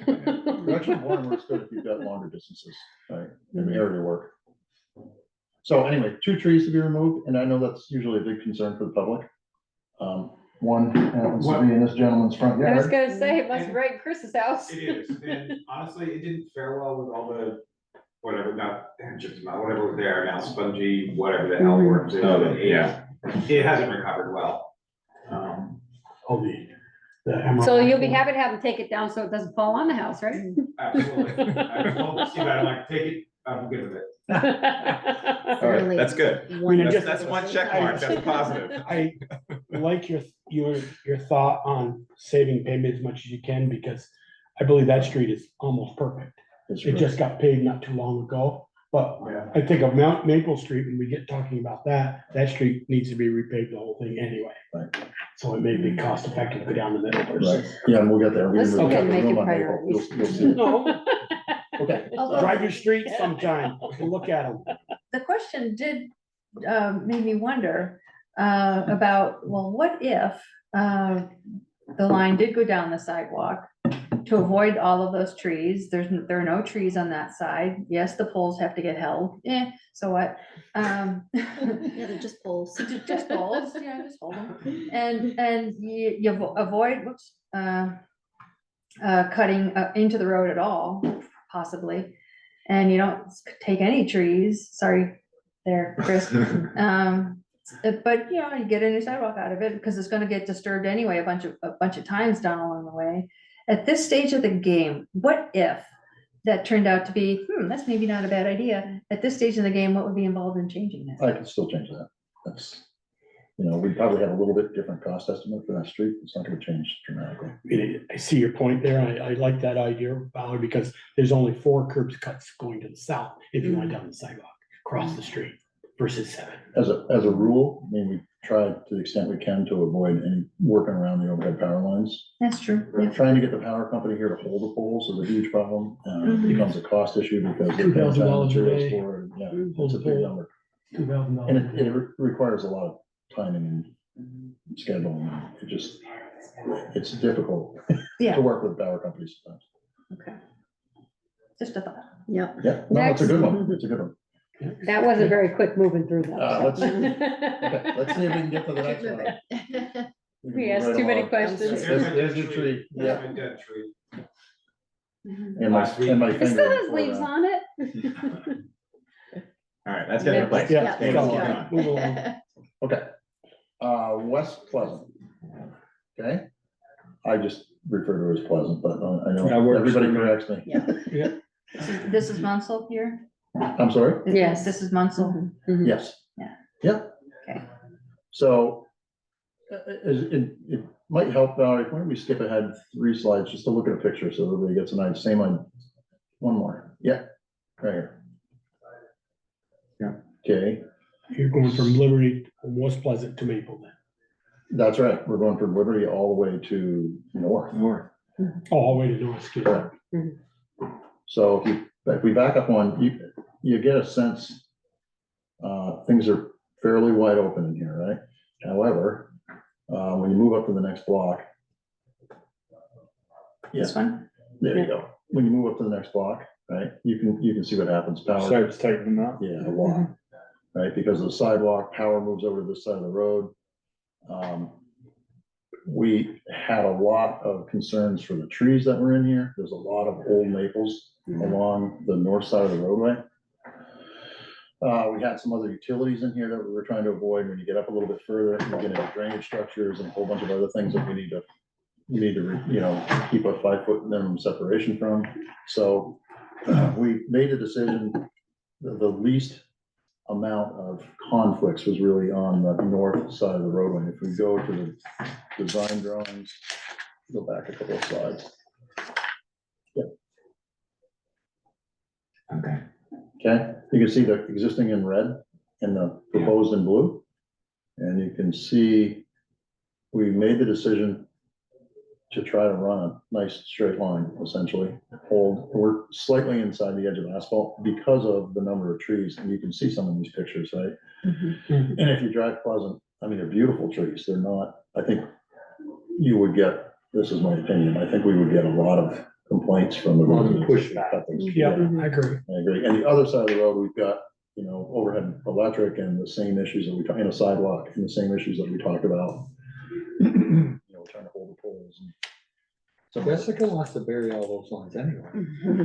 This Bury poles. She wants to bury the lines. This line right here, this is the schools, right? It feeds underneath like the horse or down that road. That goes to the school. Yeah. I believe that's true. Is that true, Joe? That goes right to the high school. That goes to the high school? What was the Thank you. question again? That the West Pleasant one goes to the high school? Yeah, that's the one that goes to the school, right? Where my I mean, cursor is. Yeah, I wouldn't call it the West Pleasant line. I guess that you could, I mean, it sort of extends that way, but I always think of it that like, it's basically the back tie into the school. So the school has a feed from what I call Liberty Street, right? Because I'm standing on Liberty Street when I look over to that line. They also have a feed on Airport Drive, so they're looped. Okay, but this is part of the loop, so this doesn't get interrupted, or does it? Probably would have a moment of cutover. Right. But it doesn't change, like, but the the piping beyond that heading to the Doesn't west. go beyond Liberty, Yeah, goes right through the. because that was put in 68. Okay, so it's He's tied right. into this one and goes Right. across here, but Right. it's separate from this. Right. Yeah, I see. because Okay. it's technically tied into Liberty Street, like, Got it, okay. that's how I think of it, because West Pleasant is technically If you, coming, you could call it like horizontal, where Liberty is vertical. In this particular picture, it pulls off of Liberty. I see, And okay. it's not a T that's there. There's something over by where the like the horse ring is, where there's like a number of There's another different valve. valves, so Yeah. it's something similar to that, though. But it's not a cross, it's right But you there would- that shoots right straight across Pleasant, Correct. comes off of Pleasant, and goes right straight across. yeah. It's offset. Okay. Yeah, Slightly. but you would It, be pro- shutting it the high probably school- is jogged a little bit further north from what I recall being in that intersection. It's a little further, just a little further north. You wouldn't be shutting off the high school, even if you had to shut it off, because they're also fed from Airport Drive. Right.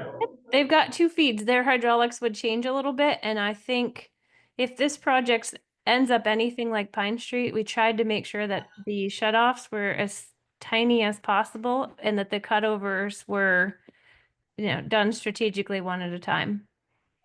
Okay, Doc, go back to that two beyond, before that. So for our Munsell, we have our drainage project that we're working on. What's the tie-in with that? in It's the this green. project? So that, yeah, so we added the locations for that. Okay, We did a preliminary design. and you so- know about that. Right, so Okay, good. we tried to assume that it was in place, right? Okay. For this drawing when we designed this. So Okay. we want to make sure we left Eric enough space to be able to do that if he needs to. Okay, Right. if that drainage was, the thought was that would go in with the bid. And the contractor could be going north on Munsell towards the old Autumn Hart building up to the crest of the knoll Yeah, and put the drainage all the way to West Street. okay. And we did do a scoping study for sidewalk, but at the moment, I don't think there's any firm plans to place a sidewalk on Munsell. Only conceptually Right. at this point. Okay. All right, So we could move along. Go to the next intersection. Same thing, right? We're just essentially voiding all your existing utilities. Everything up here, by the way, in green is existing today. So all of your drainage structures, that's either what's on north or. So what you're saying here is Taylor, from north to the Liberty Street intersection, from North Street all the way west to Liberty Street, you're down the middle of the road. It's on the north Or side. north side, Yeah, in the west hand lane. correct. Travel. Correct, and it's, it's a pretty narrow street. I mean, when we get into we had the luxury on Pine Street, you've got some added pavement right there. You don't have to look at a lot of these You streets. got a lot more added pavement now. Well, than we yeah, had yeah, before. no, true, but. Streets about 3 I'm feet just saying, wider than it was. We had the luxury of running one-way traffic and doing all these things. I think we're gonna be much more pinched on Compact. some of these streets, right? Especially when you get into like Elm Mhm. and, Taylor. They're pretty narrow streets, so. Thought you were going into Greenbelt on that. We are, there's still, by the time you get all the equipment there. You know, those equipment operators, they gotta have 4 miles. Well, yeah. Okay, so questions on Pleasant? There's no trees that we're proposing to remove on Oh, that's Pleasant. great. So I think that takes away some of the challenges that we may have, concerns you may have from public. Okay. Next. Sorry, keep going. Keep going. Munsell. Looks like Munsell to West Street. Yeah, That's Taylor. you can see some of the challenges up through there, right? Like if we were on the south side of the road. Oh, yeah. Okay. Right. You see that, Yeah, that tree go looks back, healthy. please, one, That tree You looks see- healthy. yeah, and give that pavement 3 more years and it's gonna be needing replacing anyway. Yeah, it's time for an overlay now, but More we've than got a that. water line project coming, you might as well wait. Yeah. Okay, Church Street. Church Street is pretty straightforward. Same thing, right? Existing water line, more or less on the south side of the road, new one on the north. We had one slight jog you can see in there. That's to get around the drainage structure, right? We need to We need to stay 5 feet off the drainage structure Hey, can you put that one in the sidewalk on either side? by law. That's a fairly new sidewalk. down Well, we Church can take a It look. doesn't look like it, believe me. That's not, is that Church Street? Yeah, it is. It is. I didn't think the sidewalks looked too bad. Now, on Really the far end, the water The just other end. sits on it. Yeah, towards North Street. Yeah. Right, so you look at this, Shade of you've got a green pretty down good sense of places. why we decided to go on the north side of the Shade of street. green belt. Yeah. down. So, When your green okay. belt's higher than your sidewalks, that's your Any problem. questions on Hmm? church? Nope. That one's pretty straightforward. That's not there anymore. I think this one's. Yeah, that one's gone, gone. yeah. Right. Yeah, act of God, that's gone away. Yeah. All right, that's the next. Next. All right, School Street. This is a really, well, other than our School Street extension discussions, this is a pretty straightforward piece here and small. Obviously, West Street is on your left. Right, so we're working our way up and you can see the intersection of Park up on the right-hand side. So we did, by the way, overlay the drainage project that you folks had provided us information on. There is a conflict there if they ever go ahead with that drainage project. Beauty of the drainage project is that it's completely modular. So it might require some rethinking of how you lay that into the park out. They might have to move the playground equipment in order to put that in, for instance, right? Steve, I have a question on Yeah. the Park Street, not the schools. The Park Street is the That's the one where next the one. dentist is. Yep. That's the Yeah, next- that's the next one. That's the very next slide. Oh, I could. I thought that was it. You done with this one? Yep. Uh-oh. Now you gotta make it smaller again. It's just a picture of school. Now, next one should be park. Yep. That's going over in the parking spots. Correct. And that was intentional. I guess the question I have is, what would be the cost? There's just two structures that need water on Park or Park Street, the dentist's office. It's a and the loop church. system. That's, I know it is, speaker. What I'm But that's asking, the reason. That's the reason for putting the big line down there. I know where you're going, just put services to those houses. right, and not, and just bring it from West Street up school and not do, or But then maybe then cut through the alley like we talked about and not do that section with 6-inch or 8-inch main. So the hydraulic analysis recommended looping. Okay, So, you see where I was going with that? I do. Yeah, I knew right where you were going. Okay. correct. Next. Yep, so we, by the way, we intentionally chose the parking spaces because I think here we've got plenty of pavement width to be able to hopefully retain some traffic and right, we can all work together on how we're gonna use the park and, you know, try to, I mean, that's a really well-used area, especially in the summer. And I think we wanna find ways to try to maintain Maybe if you as did, much if you did that normalcy as we can. early May before band concert starts and that thing, yeah, I'm thinking before. the- And I think those are all the discussions we're gonna have with the contractor, once you know who it is and what their phasing plan is, so. Okay. Just a couple of pictures, right? West Street, this is a fun one. That's down to Maple. Oh, I wonder if it's, yes, so by the way, you folks replaced from Maple to the high school back in 2000. Back the last time we got 50% forgiveness. We didn't get it. I was gonna say, the last time we got screwed.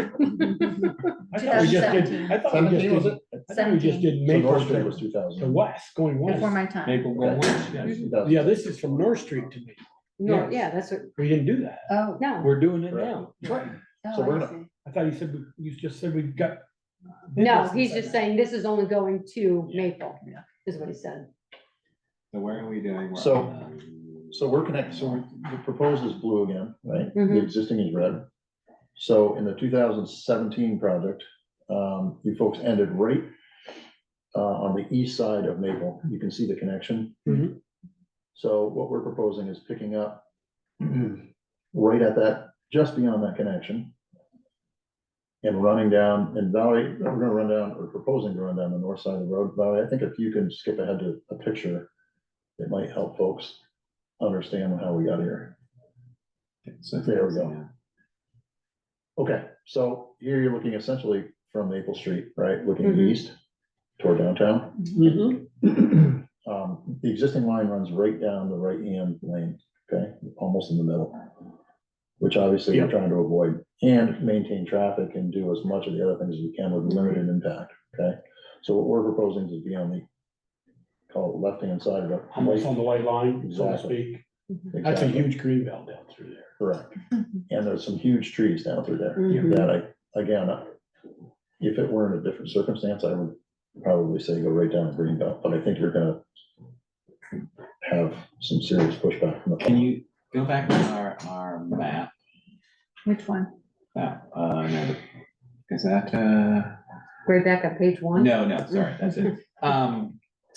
So we did get a grant for a scoping study, which would be to improve the sidewalk all the way down on the south side with the intent of running a new sidewalk all the way to the creamy stand. Right. But there's trees and more trees.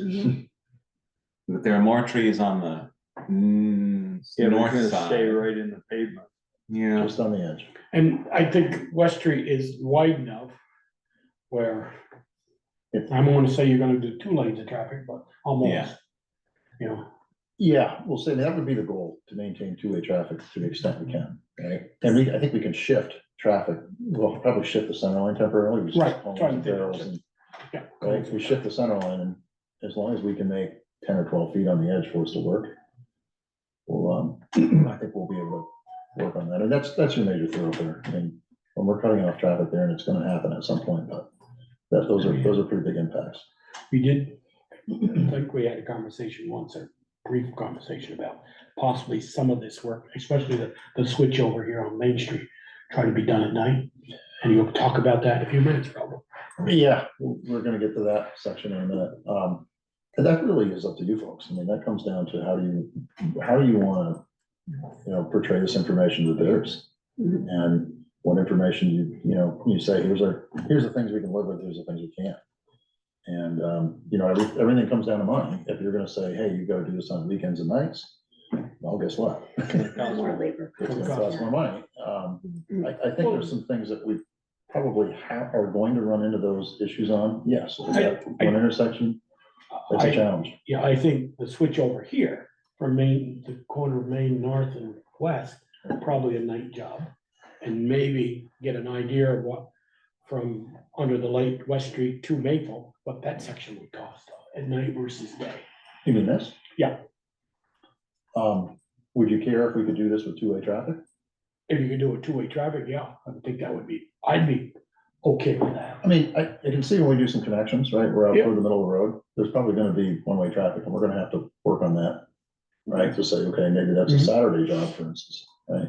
And we have to stop traffic in 2 directions and let one lane through a time. And actually, when it's not a school year, traffic is less here in town. Yeah. If this was a July project.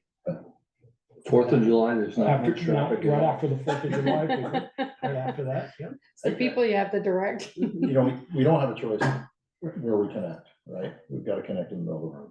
So Yeah, exactly. It's a given. I think the question is, how do we limit the impact at that point? And I think those are things, you're right, we should all talk about in terms of, when we get to the construction stage, and we're not there yet. Right.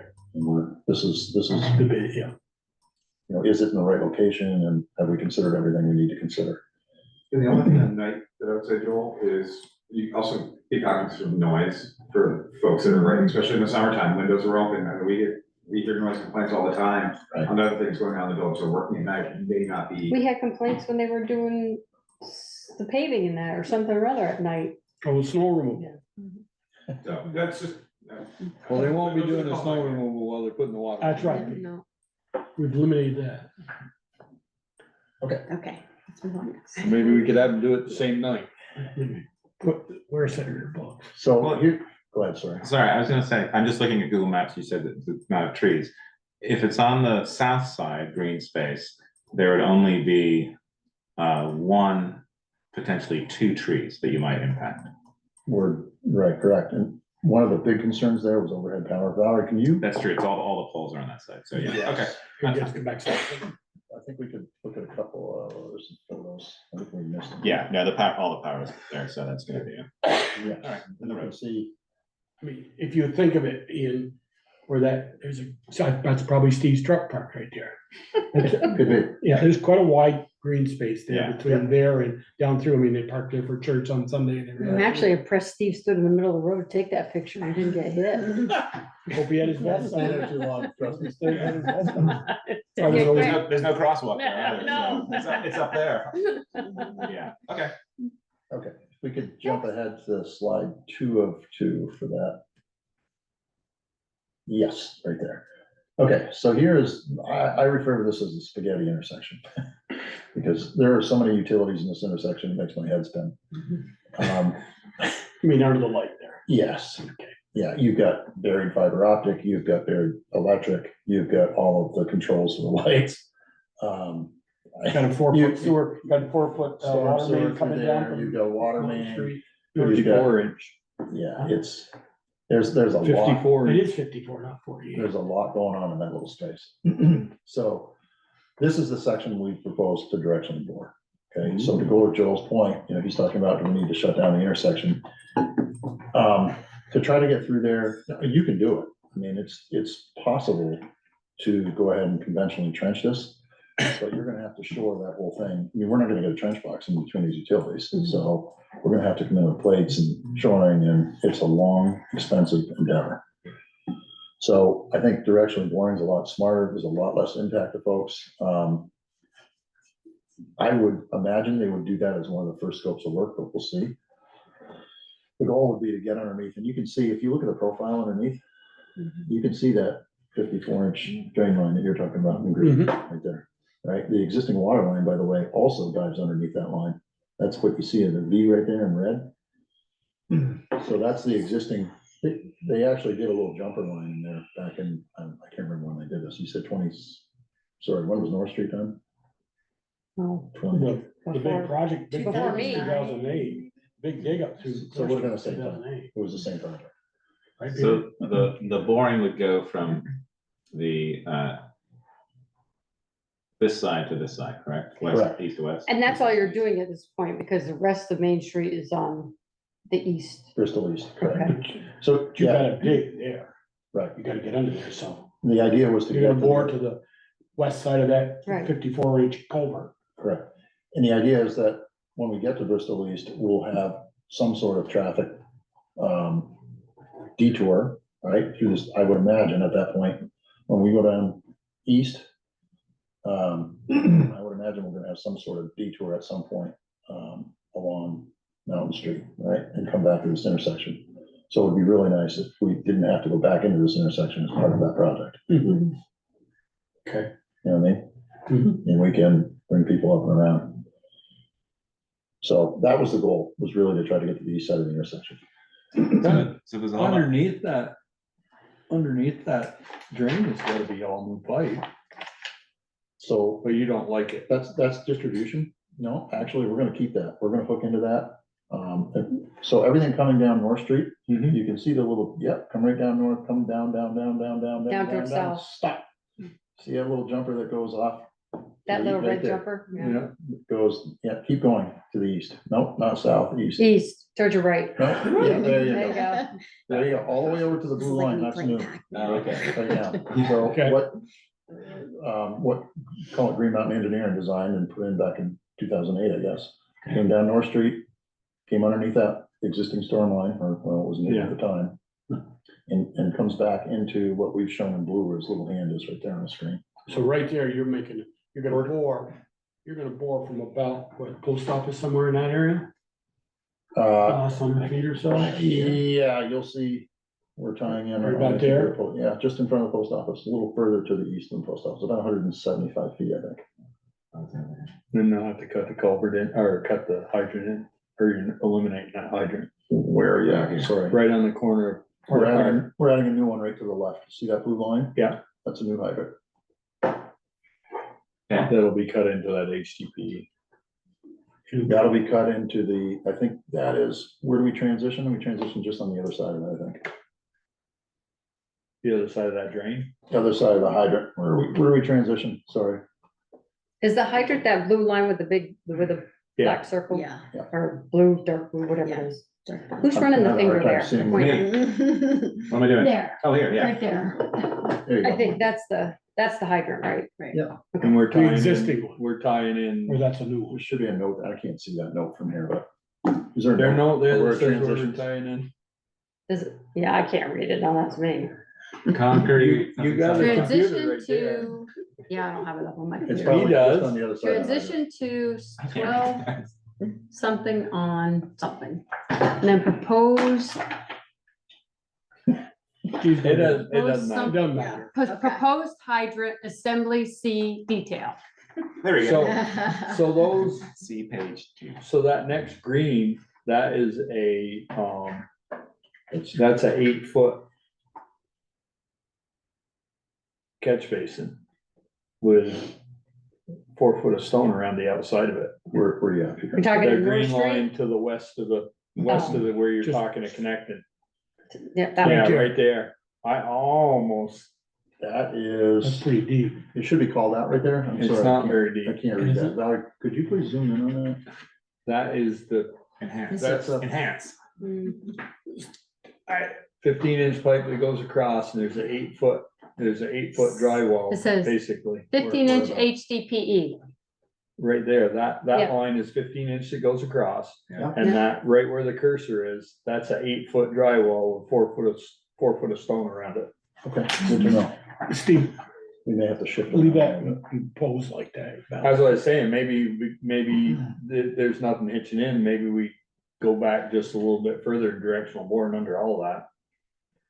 Right, we still need to avoid the structure though. Yeah, Steve, where the red is, where it says transition to 12-inch DR dash there's line. also an 8-footer back on the end of Cool Street.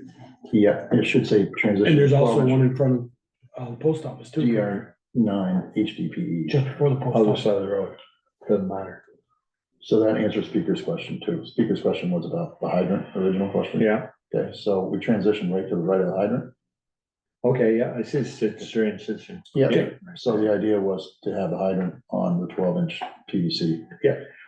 So we're Well, putting that's in, why we're that putting in was the only- PVC. I kind of read that. It's like, that's what we're putting in? Yeah, that's what we put everywhere else. It doesn't. It's. You don't have to look. I just, no, I'm just asking because we're always about copper and this Well, and that, the so I'm feed just lines, like. the houses. Well, the thing is that pipe, that stuff doesn't build up in it. It's a little more forgiving if the ground shifts, whereas you take a Ductile piece of ductile iron, if the ground shifts, the pipe's gonna shear. That's not I was saying- just that's not- asking. I would just Check read it, it it's and I good. was like. Okay. That's not saying that the plastic won't shear, cause it will. Oh, yeah. What's where the red is, where the dotted lines, That's the old one. that's the old hydrant. Correct. Why can't it go back there? I asked the question because you're eliminating 3 parking spots where the new one's gonna go. So Peter's point was. 12-inch on a 12-inch main. Yeah, but we'd have to tie into the HDPE. Remember, the HDPE line right there is diving. It's going deeper, deep. From there, it starts to the main street. It starts On the going, right. it starts going down to getting under because they're Yeah. boring it. It starts going down to miss all the traffic control stuff and everything. So if that's, And then comes back up on the other side of the drain. Can we, I guess I'm, Yeah. don't wanna lose 3 parking spots. right, so let me ask you this, why couldn't, if that's your concern, and we could address that, what if we put an elbow in and bring that hydrant down along the edge of sidewalk? Yeah, and bring it, and put it more or less where it is today. yeah. let's Would do that that. work? Do it right there, Yeah. where it is now, And just bring and it come here. diagonal back over to the blue line. Could you do that? You don't diagonal with that stuff. You go and you put in 45s or 90s. Yeah, Well, okay. So you'd run it to here, and then you just run it down here. correct. Keep it, yeah, that'd be great. I'm, I agree. It's in a perfect spot. Right, It is. right in that corner. Peter knows, we fill up on that all the time. Yeah. It's just south of town. Well, the other side is, like you said, you'd have to give up the parking places. Yeah. And we Concerned can't, about that. we can't put parking places closer to the intersection anyway, so we can't make them up. Right. Yeah, that's Val's parking spot right there, so. You mean the handicap? No, that's. No, this is great. Not yet. Well, We're we working on it. actually, you know, I'm talking about this one. actually, if we take Val's That's car what and I'm we put an adapter on it, she can just drive up the hydrant and we'll open the trunk and hook the hose in. Just through the car. Perfect. A special way of detailing. Well, could we Hydro get, detailing. figure maybe we could get an electric charging station there beside the hydrant, so when we get an electric fire truck, we can charge up the same day. Okay, let's move on to the next slide. Sorry, we can't make it. before I Believe me, they charge do the have boat. them. What was it? They do have them. With an onboard diesel generator, the Yep. engine is about 1.8 million. And they last about 3 hours at the fire pump. Okay. That's why they have the Keep going. diesel Let's keep generator. moving along. We're Okay. Time schedule. Where we going next? All right, Munsell. we're on to Munsell. Woo.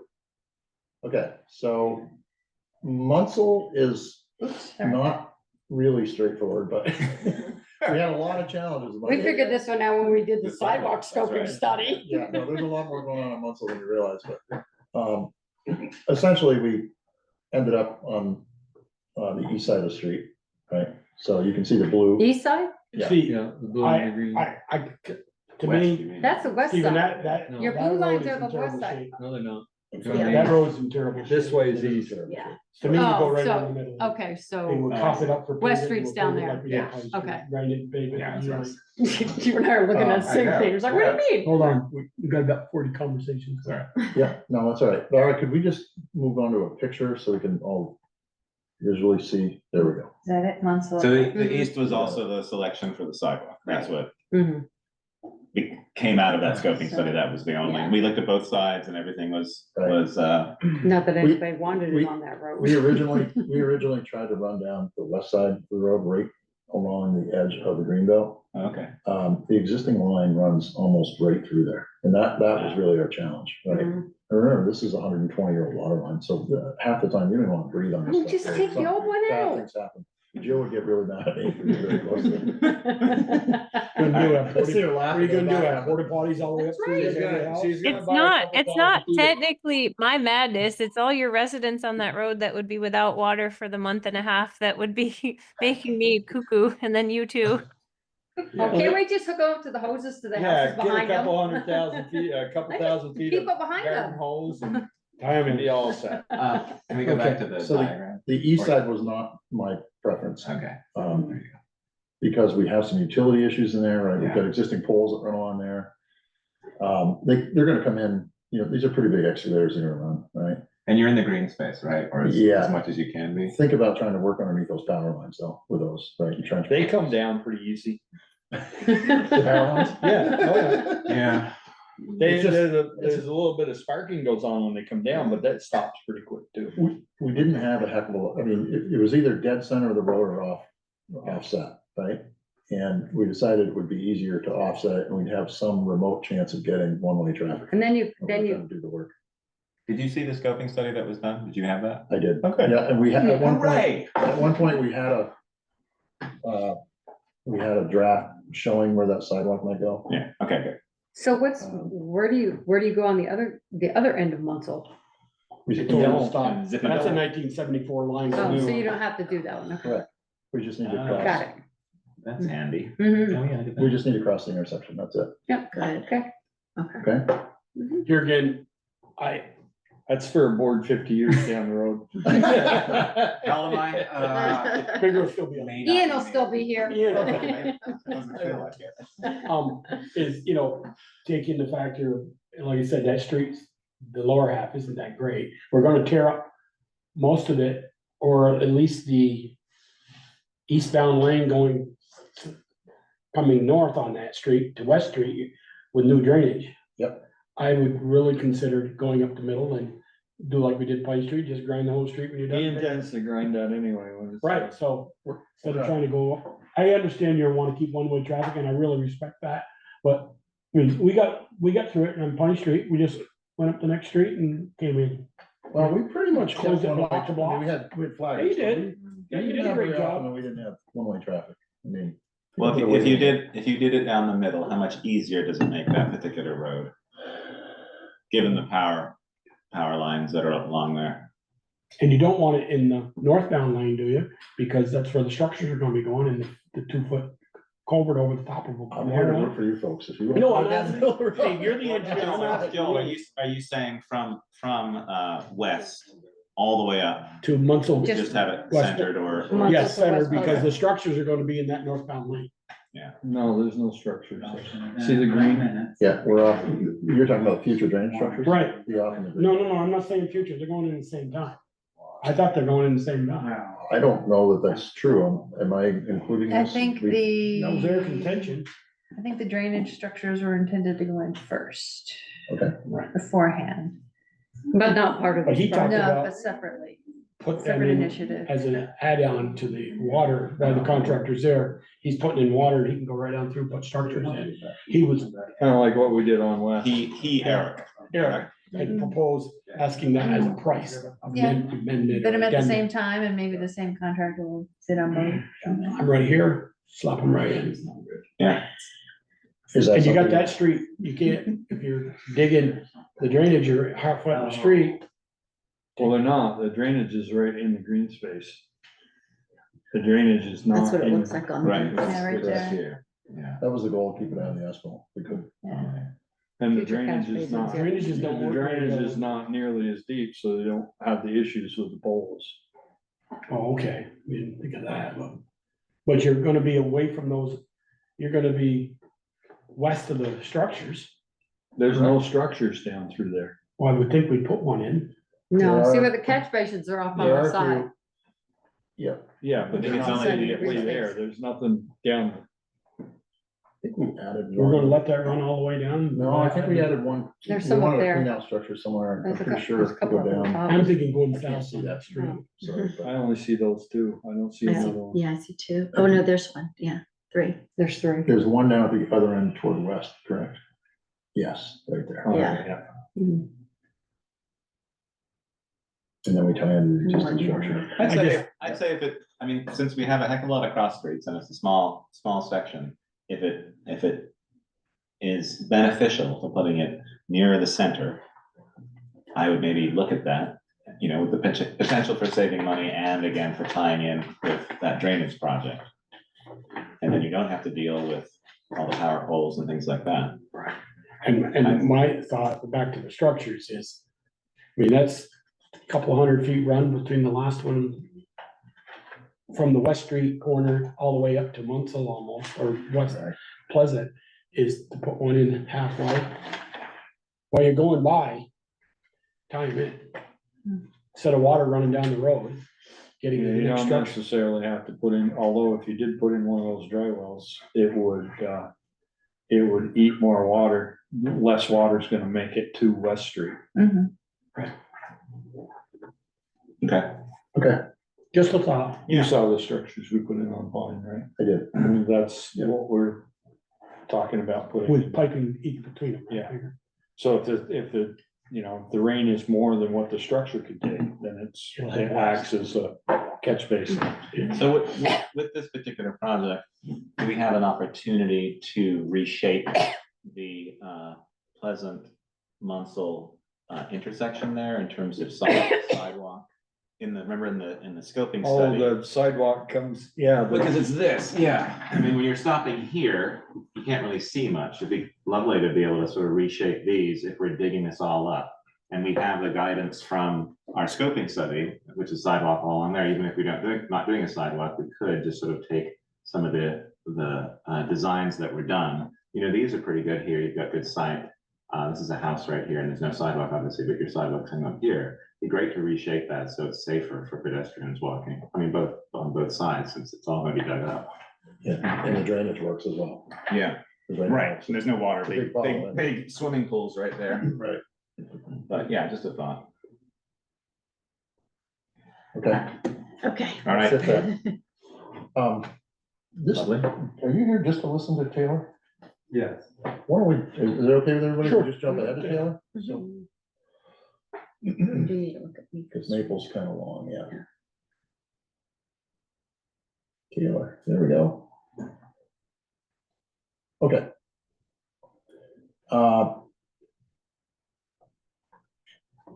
Okay, so from Pleasant Street, yeah, we're working obviously from south to north here, right? So it's Pleasant on your left. Yep. Elm Street's in the middle, Mhm. okay? And Pine Street, obviously, we'll get to in the next slide.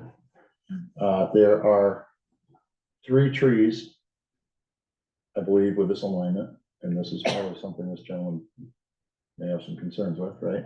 3 trees along this segment that would be impacted by this. There'll be some trees that need to be trimmed as well. But you're only replacing one. No, you haven't seen them yet. Oh, okay. There's only one being taken out, so there's 2 more in the next slide. Next slide. Yeah, and we're proposing, by the way, to more or less run down the east side of the street, sorry. Okay. How come you have a little jog there, just? Yeah, I was gonna ask that. Let me zoom in on that. There's a conflict somewhere there. Oh, there's the next slide. Right here. Yeah. Where's that? I can't see from here. We wouldn't have done a jog unless, oh, I know why. So we were coming down the edge. Think of it starting from right to left instead of left to right, okay? Yeah. There's a fence and a whole bunch of trees. Yeah. Right, and we decided we're Stay probably, away from them. yeah, Okay. I think we're gonna get a lot of pushback there. Yeah. And you'll see those in the pictures on that. Mhm. So, we're trimming a tree there as we go up, and then we've got the one at the very end, or at the end of the slide rather, there, okay. to be removed Yeah, and and replaced. then here's our next one. Oh, okay. Yeah, and then there's 2 more.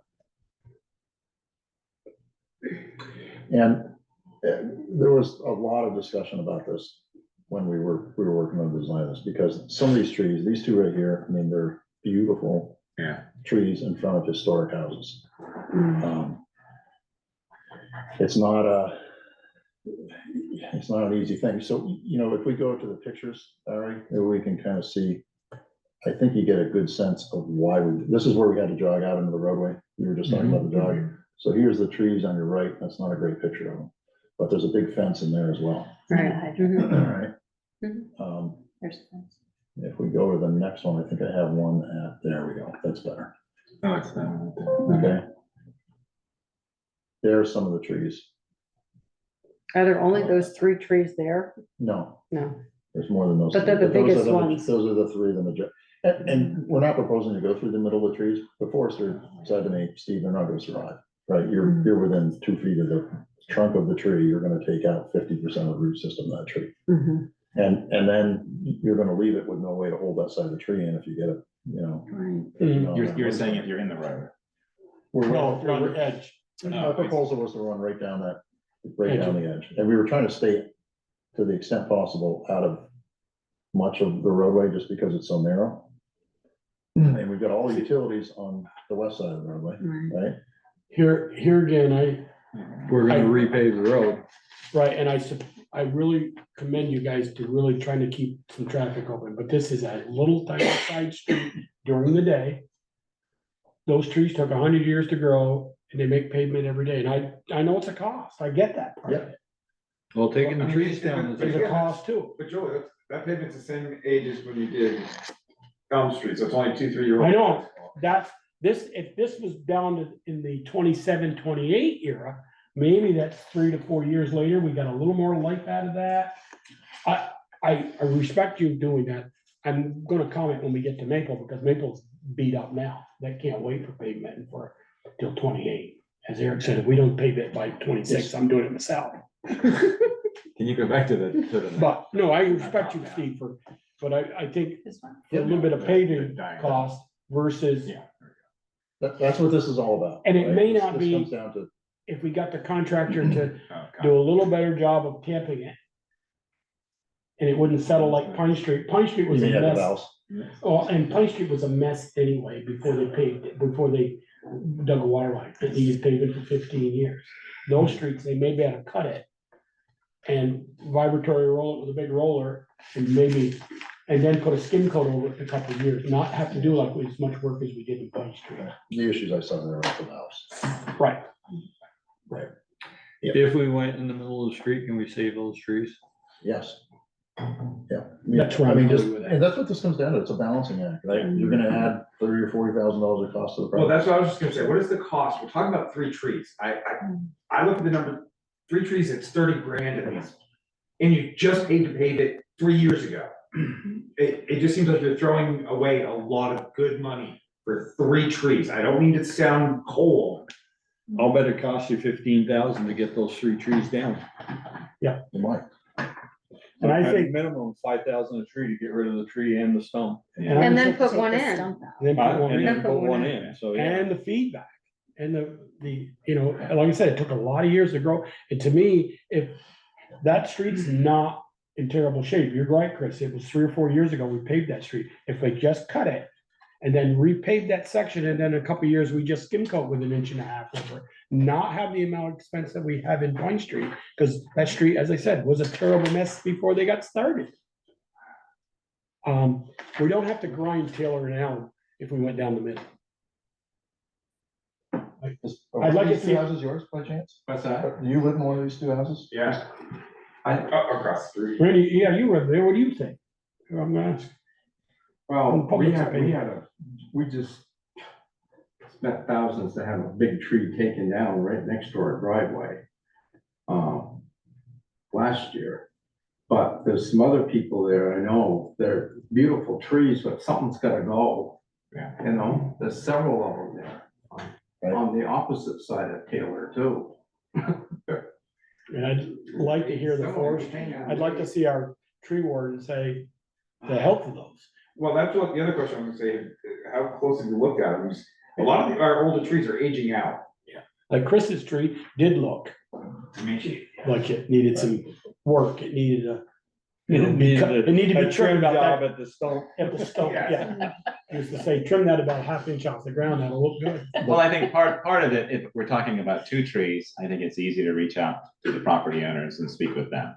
You know, for Chris's one, talking about his tree, he lives there, he can give us direct feedback. He may have said, no, I don't want that tree taken down, you know, is it possible to work around? So I think reaching out for this particular occasion and just getting feedback and looking more closely at it. Yeah, I mean, if the trees aren't healthy and we're gonna end up taking them down in the next 4 or 5 years, now would be the time to roll it into the project. Yeah. Because it's probably a number, if it's rolled into the project, it's probably, is it a cost of the project that can be forgiven, or is it? Huh? Yes. Roll it in. Replacing with income, yes. But I do think that if the trees are healthy, there are important reasons to keep them. I mean, it takes a long time to grow a tree like that gives you shade. And as we get hotter and hotter summers, these streets are gonna be baking. You know, like these trees make a big difference. They drop the temperature by like 10 degrees in some instances. And so if they're healthy, it might be worthwhile to go around them, because those ginkgo trees, I mean, how long is it gonna take for them to get that big? Yeah. You know, really. They don't get that big. Yeah.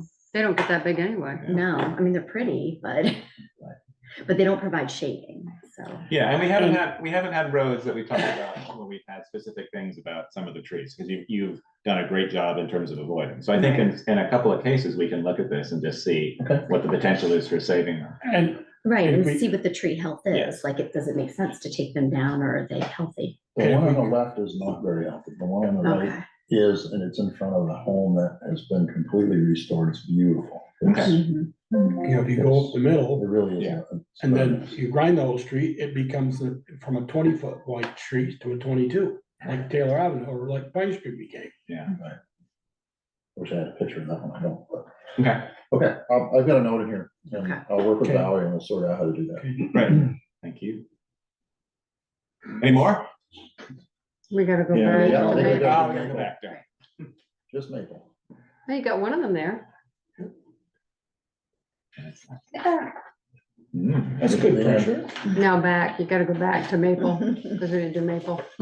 Oh, We right. jumped through that. Right, did you have any questions or anything that you wanted to ask? No, I think I'm all right. I just, even though, like I say, we had a big tree that was pretty close to the road, had to take it down, but I know a lot of the people on the street.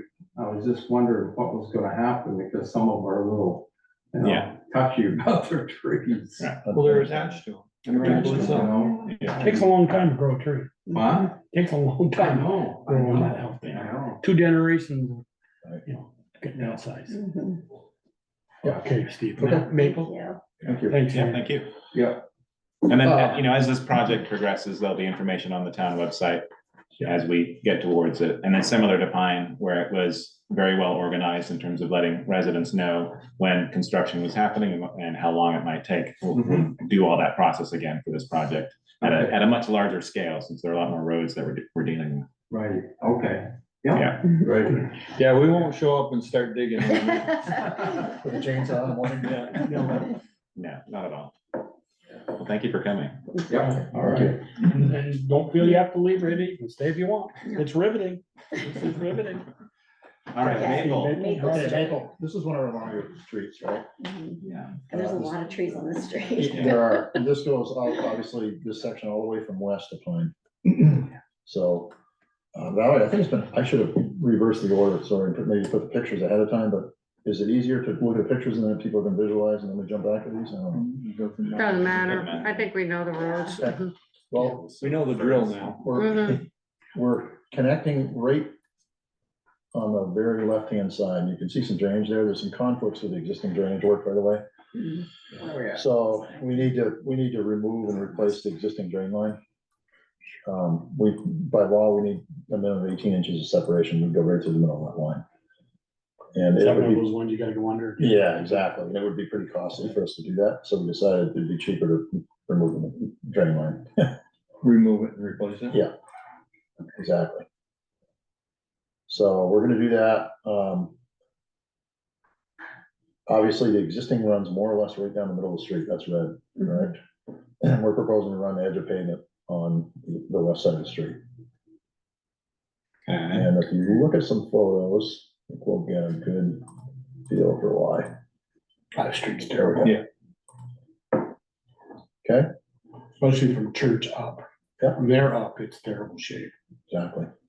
It So gets there's- worse as you there's get church. north, you go north. So you're going along the power line, right? Mhm. Side. Well, that Or right-hand with lane. here. Yeah, you can see the poles are offset, Yeah, probably 4 feet from the edge of asphalt. so you're going all the They way. should be fine. Yeah, we're gonna be in the asphalt, but just barely. Okay. That's the proposal. You say right in the center is the old one. Mhm. Yeah, if we chose the other side of the street, we're into every one of those. Right, no, Yeah. I agree with you. Stay right in that right-hand lane, Yeah. like a couple of feet off the edge. And Right.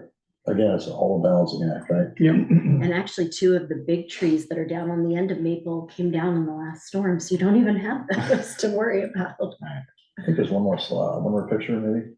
Yeah, there we go. See, as I said, it keeps going north, keeps getting Yeah, worse. there's Pleasant Maple. So, and by the way. And the poles- power crosses. Yeah, the poles switch, right, exactly. Which will help you. Yeah, Oh, yeah. it's helpful.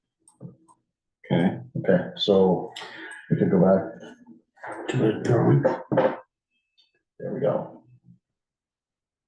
You get a pretty good feel. Yeah. We've got some sidewalk conflicts here. You can see the little boxes. Yeah, right there. You see little boxes. That's what we're anticipating. We're gonna have conflicts. We've got to tie into those existing lines, right?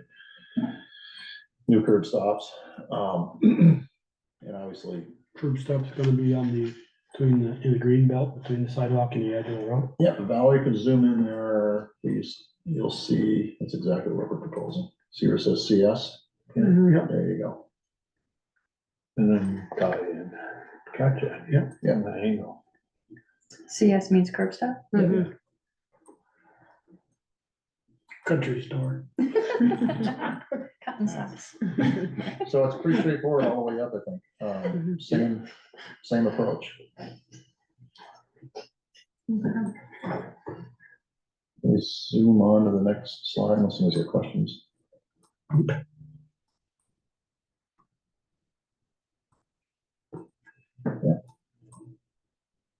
We sneak out in the center a little bit there and then back over. Well, we didn't want to have a cross, right? Yeah. We were trying to have Okay. T's rather than a cross. So that was our approach to that. Gotcha. Okay. And we probably could have gone the other way just as easily, but But you went that way. there's a big tree on that corner, if I remember. Yeah. There's two big trees, one on each side of the road. Yeah, you can see them actually. She's kind of got them. What's this little green thing? That's a dry well. Oh, There is one there. There's a couple of them up and down that street. mhm. Literally, I think those were corrugated metal pipe with some stone around them. Yeah. It was High tech. That works. Still a dry well. It works. Yep, and we're tying into Pine Street right there. But- So, But staying on that side of the road, so big if if we ever had to put some drainage from, you know, the intersection of Maple and Pleasant headed south in that lane, we could do it in that, on the east side of Maple, could we go back one? because there's nothing in Sorry, there. to After understand that, Joel's trying to explain. There you go. you know, there's no drainage, as you said, there's drainage that hooks on to West Street from the Maple Street intersection. Yep. You know, what Maple Street, Pleasant, West Pleasant intersection, then there's nothing on north of Maple, on Maple. If we ever wanted to, years down the road, we said, you know, we gotta do the same thing we did on 111. Yeah, are there Some drainage drainage. issues there today? No, there's not. No, I'm not saying, but if we, you know, Not today. not today, but you could put that in the east, the northbound lane of Maple and not affect a lot of stuff.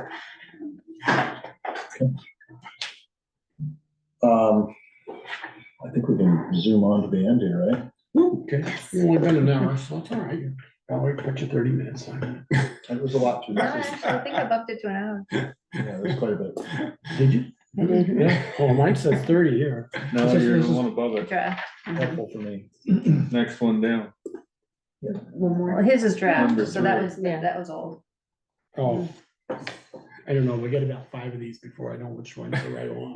The one that doesn't say draft. I didn't print that one off today, but now, yeah. There's probably one here. Sorry. Getting punchy. Yeah. One more, please. You did. Thank you. Oh, that's a good one. Yeah. Good night. So I may have showed that to you before. That's one of the service lines, yeah. So that was a little Well, piece. and- That was a 12-inch piece that Joe and I cut off from Pine Street. You couldn't see daylight through one end to the other. But That they was were, to a they were house? using it, they were still getting water through. How is anyone getting water through that? I don't understand And that. that service line was, what? Remember Um, that thing with the pipe was marbles and made the out of what? stones and the stands and the sandbags? Fuck that. Ian, look at that pipe he's holding in his hand. That was made out of, what was that, Steve, again? Galvanized. You see why we wanna go copper? What the hell is this? PVC. Yeah, that particular homeowner No. told us they Copper. couldn't run more than one appliance at a time. I wonder So why. if they did the wash, you couldn't take a shower. If, Yeah. you can see That's why, not right. right? Couldn't shave if you flushed the toilet, so. Well, you can. Can't draw any water. Okay. Great. Just that wraps it up. Just that Sorry to they take so long. rinse it. I've got some good No, comments. from actually, you rinse folks. it down, rinse actually, your I have to razor, go go back, on. yeah, because I have a comment on Um, the next document and I saved it somewhere. What do you, so I don't know Val, if what we- does he need? Motion? Do we Continue. need a motion to approve subject to the comments? Probably wouldn't hurt at least, would it? We have it in the record for. What do you want? Yeah, so- Approval of what now? The 90% completion. Let me just, Okay. let me just, Subject to the comment. hold on before we take a comments, or before we take a motion. Is there anything from on the Zoom? Anybody, you watched an hour of presentation? Yeah. Okay, No. all right, I'd entertain a motion to accept what we've been presented so far. So moved. Second. There's a motion and a second to accept our 90% design plans from Steve Palmer. Any questions for Steve for the last one? Hearing none, all those in favor, please say aye. Aye. Opposed? Okay, abstain, okay. Super. Thank you, Steve. Thank you, Steve. You Yes. gonna stay for the next one, are you? For sure. Bristol West Water Line Replacement Project necessity result resolution for November 5th bond vote.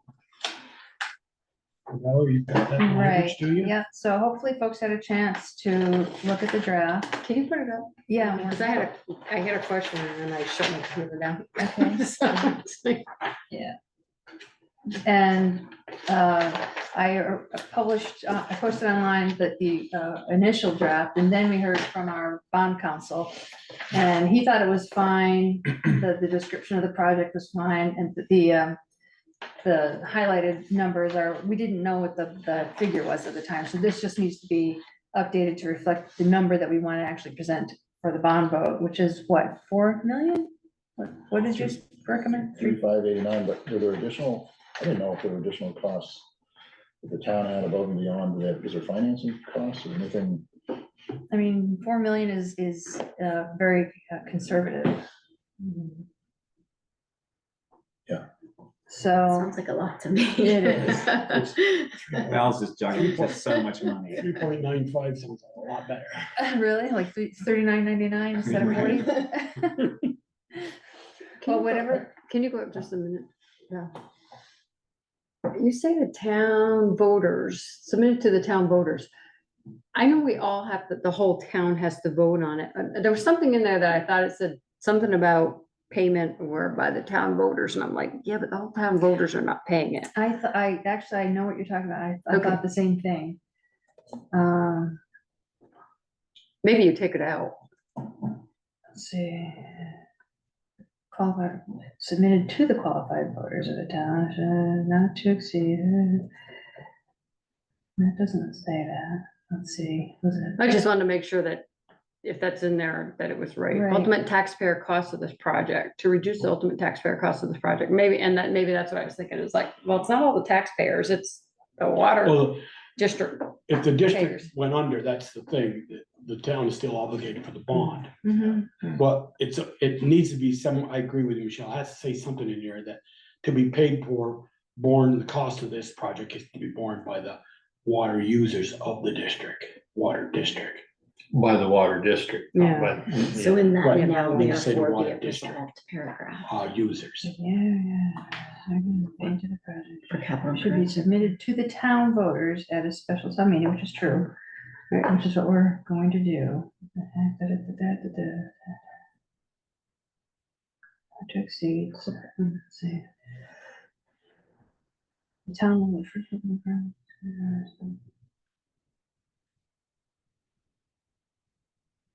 Yeah, the only place I saw was up above where the cost be borne by the taxpayers.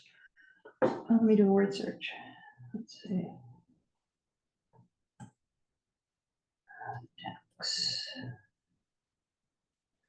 Yeah, that's the only one. Mhm. Yeah, that one, that spot right there. Yeah. Would you say water user then? To reduce the ultimate ratepayer cost? Ratepayer.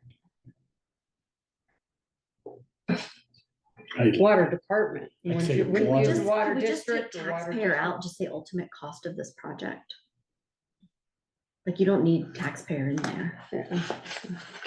I just take taxpayer out. Yeah, Then you don't have to worry about replacing. Because it's not the right, taxpayers that are looking for the reduced costs. it's Right. the- Right, the town is looking for that. right. Ultimate cost. Yeah, Yeah. I think that'll fix it. Yeah, Ruby.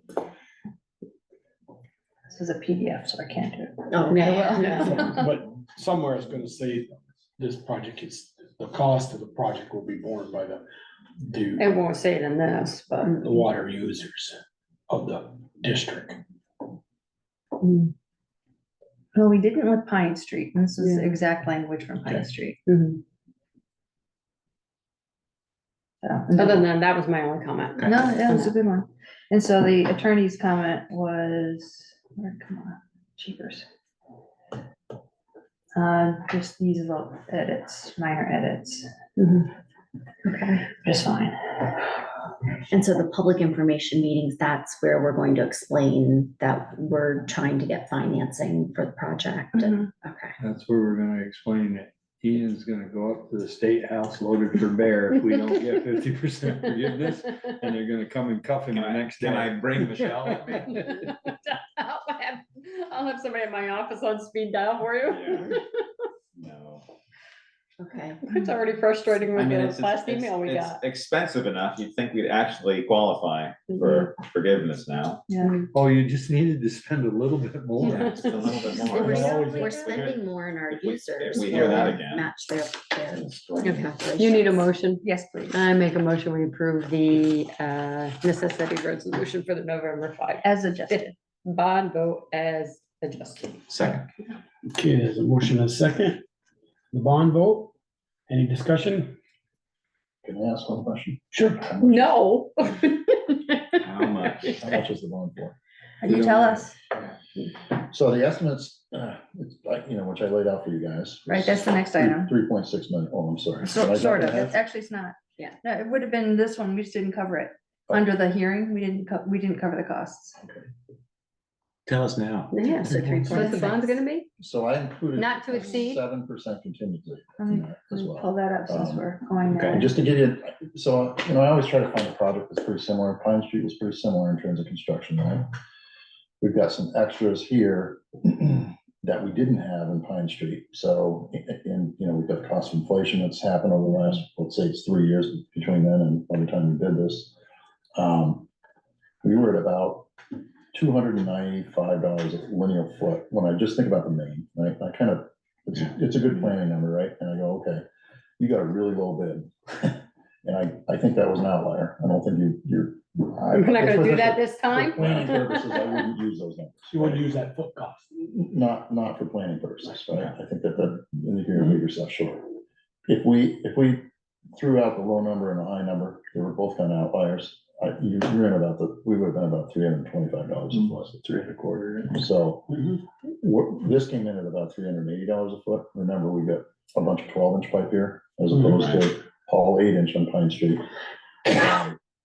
We've got a bunch of curb and sidewalk to replace in this that we didn't have in there. We've got trees, we've got, some drainage structures, we've got other things. So in my mind, I just kind of sit there and say, okay, is that bottom line number, does it seem reasonable based on what we've got over here on Pine Street? I think it does.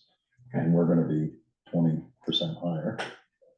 But you said you added 7%, did you add 7% into all these numbers, or you're saying at the end, we should add 7%? So the 2,966,000, Mhm. that includes a 7% contingency. And I normally at this stage would say 5. We haven't gotten the reports back on environmental, and we haven't gotten the reports back on archaeology. And I think archaeology, I'm hoping that archaeology just gets waived. That's what we're shooting for. And the environmental is scheduled to be done the first week of October. Can we say not to exceed? Well, that's what the 4 bond vote million. says, Yeah. not to exceed, subject to reduction by blah, blah, blah, blah. Mhm. And if it did exceed, then it comes out of capital. Bigger, you've been here a long time, what do you think? You're erring, you're trying to say something. Well, I don't want to be shy and I mean, we're supposed to be eligible for forgiveness this time. Right. But if it ends up not being 50, or if it ends up Something less. something less, 20%. we need to make sure we have enough To cover it. to right? cover it. Right. But we have to bond for the total cost of the project. Right. So I would, Doesn't mean we have to use the whole bond. right. Right, So if and he's also, saying- I don't know that the bond expires, so if it takes longer than you expect, if it takes 5 years instead of, but hopefully not, but, Well, if it. Well, if yeah. we're waiting on the state to give us forgiveness, it could take 5 years. yeah. So, I just, if 3.6 is what he's got, I think I would bump it to 3.75 and then we're covered. Okay. I was thinking even. Not to exceed 4. That's what I was Well, thinking. yeah. I want to get 3.95, sounds, I don't, get under that 4, I don't want to say the word 4. Okay, I think And that's, I think the bigger the project, I think the foot cost might be a little, I don't think it's gonna be Pine Street by no means, I agree with you, but I think No, because it's more involved. more involved. You've got. But some they got a direction- lot more You got some work directional here. boring, you got You some got, but there's a lot sidewalk. more work here they could A lot more do. traffic control. so 3.9. Trying to remember what we bonded for the Pine Street, it was a lot higher. 940. 940, It that's was what in the the old one document. was in the Oh, document. right, of course. So I'm pretty quick sometimes. When it comes to numbers, Yeah, it's right there. Okay. Okay. So 3.9, is that what we're agreeing? Mhm. 3.9999. I wanted to go 3.95. Special. 950. So point of clarification for me, am I supposed to, were you folks asking me to include the drainage work for Munsell? And is that part of the bond? No. So we're not gonna do No. that even as a contingency? No. in this, right? No, it would be Correct. separate, it would be piggybacked, Okay. just. Because it can't be rolled into the cost. No, but You'd have to keep track of all separately. Absolutely. No, but I thought we were going to, that's Eric's deal. that's Eric's deal, That's correct, Eric's coming out of Capitol Road, but I thought it was. Totally separate. Just like Western. Well, I thought we were gonna ask the contractor, after who we select. That's, Wait, well, Give we us a can, price, but it's And then not if we gonna want to be- put out the bid. It's not Right. Steve's responsibility. No, it's not either. Steve's. Right. I agree. Thank you for. Okay, So- so there's a motion and a There's none. second. who, Right. who Who seconded motioned that? and seconded? I motion. I second. Ian second. Any more questions on that? Yeah. 399? 3,950. All right. 3,950. 3.95 apparently. 95. Give us an extra 50, 500,000, 50,000. Okay, any more Like it questions? too. All those in favor, please say aye. Aye. Opposed? Same? All righty. So this was for the warning, is that Yeah. right? Yep. Was there, were The there? any- resolution. Oh, the Jessica, resolution. did you say? Yeah, we haven't gotten to the warning. That's Did I hear next. aye from you? Yeah. Oh, okay. Sure, it says I didn't hear. hear you. I was listening. Okay. Thank you very much. Thanks. Thank you, Have a Steve. nice day. I don't know, it doesn't count, you know? I said aye. Okay. All right, review and approval of November special town meeting warning for the Bristol Unified Development Regulations Amendment in the Bristol West Bond Vote. Valerie? Hang on. So hopefully folks had a chance to look at the language of both the language for the UDR. Yeah, the UDR, and then also now this bond. And I modeled them after previous documents, so not reinventing the wheel. The question is, does the language in the UDR amendment capture the current? Still haven't quite gotten my arms around it. So I'm gonna rely That's on okay, you know. other Yeah. folks to say, yeah, Discussion too. that's what. Yeah, we're good. And we also have the original document that was sent by the planning commission that details all of those. Yeah, and I did, in this version, I did Put a reference link it to it. in the, Yeah. yeah. Yeah, the article 2 Mhm. article. Yeah. Yeah. Yeah, I think that's good. It wasn't it wasn't a huge amount of changes, but it was some very specific ones, especially around the accessory dwelling units. I did have someone ask me yesterday, landowner here in town that wants to develop some land. About, did this unified here talk about shrinking the lot size? Yes. Mhm. I thought, I was Depending pretty on sure, the- but I didn't want to confirm. The lot size of what Depending they on the could, district. you mean subdivide density. into. Right, Yeah, and, for the and- density. and this was, some of this area was on Hewitt Road, changed. It depends on if it- We'd have to- which, we'd have to which see what zone, district that what is. district. Okay, I they're told in. him I don't know about that, but I said there was some stuff, language in there that the lot sizes in the HDR area and. And that's village mixed and, RA 2, I think, on the other side of the road. And then you got commercial that goes right along 116. Yeah, this was up Hewitt Road a lot. It's not standard, right? That person asked me.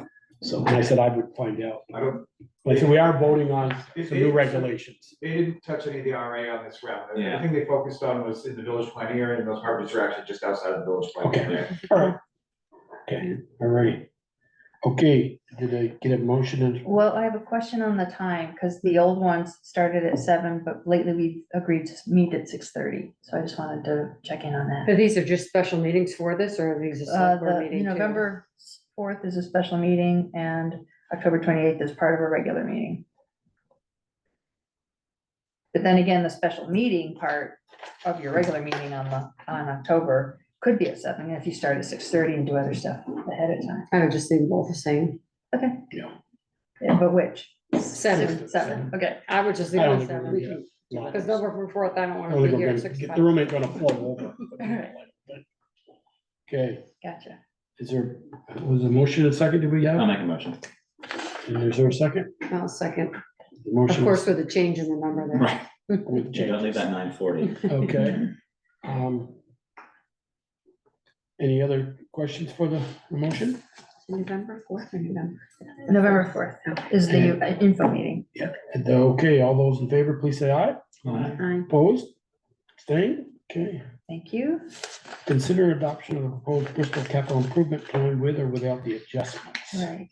So hopefully folks had a chance to glance it over. I did get some feedback, some edits, more typo kind of things rather than substance. As you probably noticed, there's still some sections that are a little bit still in progress. But it's still plenty to work with. So, just to quickly summarize, let's see here. The document relies heavily on existing information, so I took a lot from the town plan highlights and summarized a lot of that relates to capital priorities and needs. And I tried to summarize them here, and they're also captured in one of the appendices in the back and highlighted specifically for capital improvements. And that was really helpful for today's purposes in Montpelier to get the downtown renewal application reviewed. And of course, it passed with flying colors. Oh, good. Yeah, there The was last one we have to do. the very last one we have to do, but this. Till they change the rules again. I mean, that's true.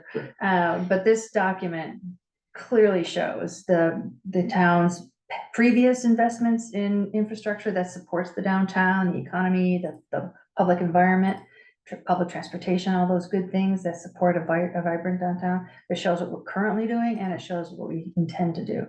So in that sense, it's been successful. So it goes through the town plan, summarized recent things that we've done in the last 5 or so years, just to kind of remind us of all the amazing things that have happened over the last few years.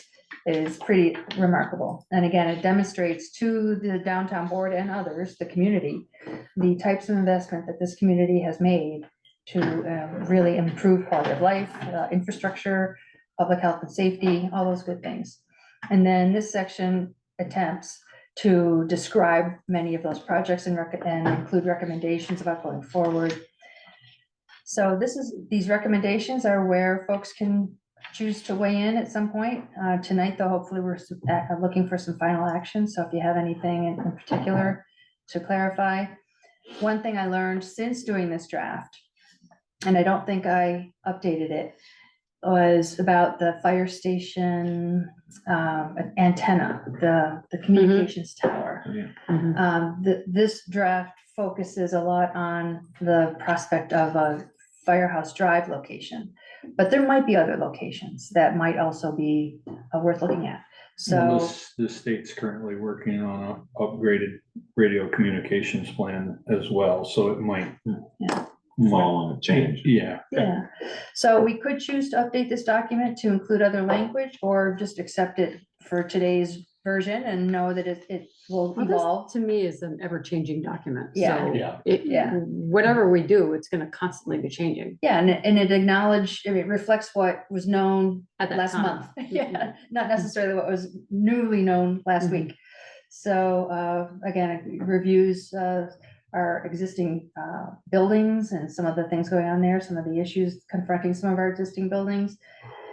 The police department, vehicles, talks about the public works facility, both the current one and some of its deficiencies, and the new one that we're looking forward to. Landfill, dog pound, gravel pit, roads and bridges. On the roads and bridges front, I just want to mention that we received, this is a slight tangent to the town admin report, but we received word last week that our application to the Regional Planning Commission for that study, for the speed study and the truck inventory that was requested by citizens on North Street, did not get funded because the regional planning folks felt that they could do that work in-house. And they didn't want to pay somebody to do it. They didn't want to use that limited pot of money to pay somebody to do something that they felt they could do in-house. Is that why the counter's on North Street? Exactly, Market. exactly. Yeah, they're doing a traffic count, which will measure the volume, the speed, the axles. It won't identify what types of trucks, where they're going or where they're coming from, but it'll give us a count and an inventory. It'll give us more data than we currently have to work with. And another reason why they didn't fund it was because they felt, okay, so you do this truck analysis, then what? What are your options? Right. They didn't feel that it would be cost effective to hire somebody to do all this analysis and then say, there's really nothing you can do. So we're gonna get the data and go from there. Maybe once we have that data, we might become aware of additional steps we can make. But in the meantime, where I'm going with this is, I said, okay, so can we reapply?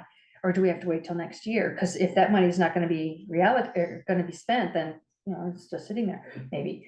And so they actually did reopen the grant program to everybody, but we have until October 7th to submit another application. And what we propose to do is submit an application to do a feasibility study, not a scoping study, a feasibility study to study Harvey Road, which is currently a class 4 road with a 1-lane wooden deck bridge that is now serving a new residential subdivision, the Willow Well Foundation, and the town maintains it. And so what would be involved in upgrading it to a class 3?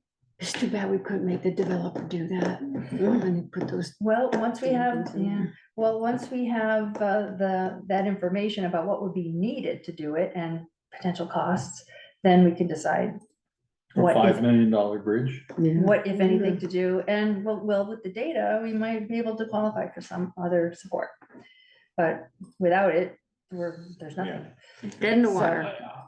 All I really want to know is some engineer to tell us, okay, that bridge is weighted for so much. Right. What you could put across. Yeah, like Well, a fuel and truck. Trucks going across. I there. get that, I get that part. Concrete trucks and. I had the very same issue in Waitsfield with a wooden deck bridge. So, yeah, it was complicated. But if it turns out to be feasible and rational to proceed to upgrade it to a class 3, then we can add it to our class 3 road inventory and get money from the state to maintain it, which is not now because it's a class 4. So, and because it's a growing area. And we figure, correct me if I'm wrong, we only grade it to the bridge. Oh, we grade it to the turnaround. Do we grade it to the turnaround? I know when And- Libby lived down there, was a little narrow road past her driveway just to get the truck turned around. That was the only. and there it goes all the way up. And Oh, yeah, I know there's a lot yeah, of places yeah. up there now. So, yeah. Things change. Okay. So that's related to roads and bridges, and I think I actually did mention that, Harvey Road right there, in there.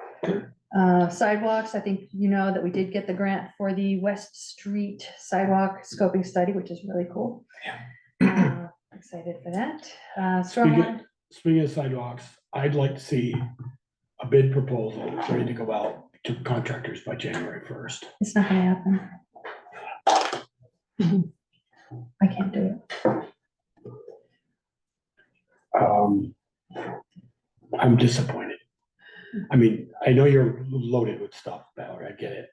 But it'll be, if we don't do sidewalks in 2025, that'll be 3 years in a row. We haven't done sidewalks. And, but, I mean, if you give me the old, what you put out the bid, I'll try to work on it over the winter and get something out, at least by contractors in their hand. I throw off his desk by February 1st, so they can say, let's bid on some sidewalks. Maybe it's possible. I don't know. At this point, I cannot commit. I cannot. I can't keep up with what I've got. So I guess then I have to ask the question, then what's more important? The capital improvement plan is, but if we keep putting, I mean, we heard it loud and clear, I thought 3 years ago, tell me, improve the sidewalks in this town. Because they doubled the line item in the capital plan. It just sits there. It doesn't just sit there, but we haven't done sidewalks. It'll be 3 years in a row since we've done sidewalks. well, we had the inventory completed, which was a good step. We've gotten to scoping now. Actually, I take that back. We got the grant for a new airport drive sidewalk. So other things are No, happening. I agree, but we get them all done, and then if we're gonna do the airport one, maybe in 26, then we put out a huge one and we get quite a lot done. Maybe so. Okay. All right, sorry to get off that, but. And now that this, after tonight, the capital improvement plan, which was, the deadline was for today's downtown board meeting for the downtown renewal. That was the push. That was the priority. It made a huge difference in our approval. And I have to say that the downtown board meeting was quite successful, and there was a lot of love for Bristol. The room was packed. And there was a lot of love for Bristol. So just so you know. And by the way, I think Courtney is doing an awesome job, and her presentation was fantastic. And it was all just so positive, so positive. It was really great. Okay. So you wanna. I make a motion to accept the capital improvement plan as in its current form. Is there a second? Second. There's a Now second. Peter can second it. Oh, any more questions on that?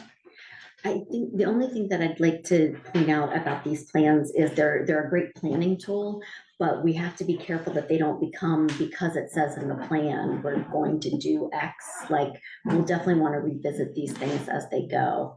So there are certain things in here that I wonder if we need to do all of them at the same time.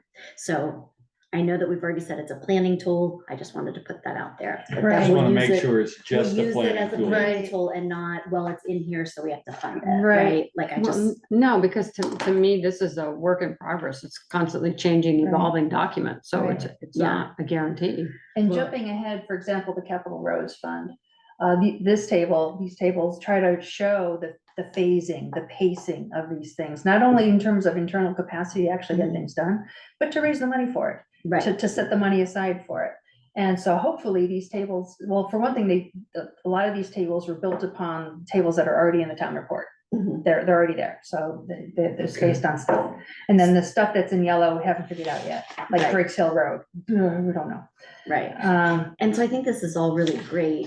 It's just that we might want to have conversations about what we fund or what we don't. mhm, In political science, we call this agenda setting power. mhm. And it's actually the biggest power that you have to get things done is to set the agenda. Right. So that's all I want to do is just put the word out there that just because it's written in here doesn't mean we have to do it exactly in this order or all Absolutely. of these projects. Absolutely. But I not. do appreciate the planning. Yeah, without being able to step back and see the big picture of what we're dealing with. And that was my original goal 5 years ago when I started doing this, was Yeah. what's the big picture of all this Mhm. stuff? And the Because great I didn't see it. I needed to see it. I'm a visual person. I need to Yeah. see it this way. And then what I think is really nifty, I skipped a page there, blank page. How do we get out of there? There we go. So the tables up above are the reserve funds and the general fund and the projects. And then this section is the reserve contributions. And then we have what we know for debt. And then what we might have for debt, we don't really know. Well, I just look at that, I see it said sidewalk funds. Do we have 118,669 in that? So it says, Yeah, Okay. yep. And 40 going in every year, just about. But where I'm going with this is, so this is the really nice thing about being able to look at the big picture, is with what we've said we're gonna do in terms of contributing to the capital funds every year. We lay that out, then we do it. Sometimes we add more. I don't think we've ever done less, maybe.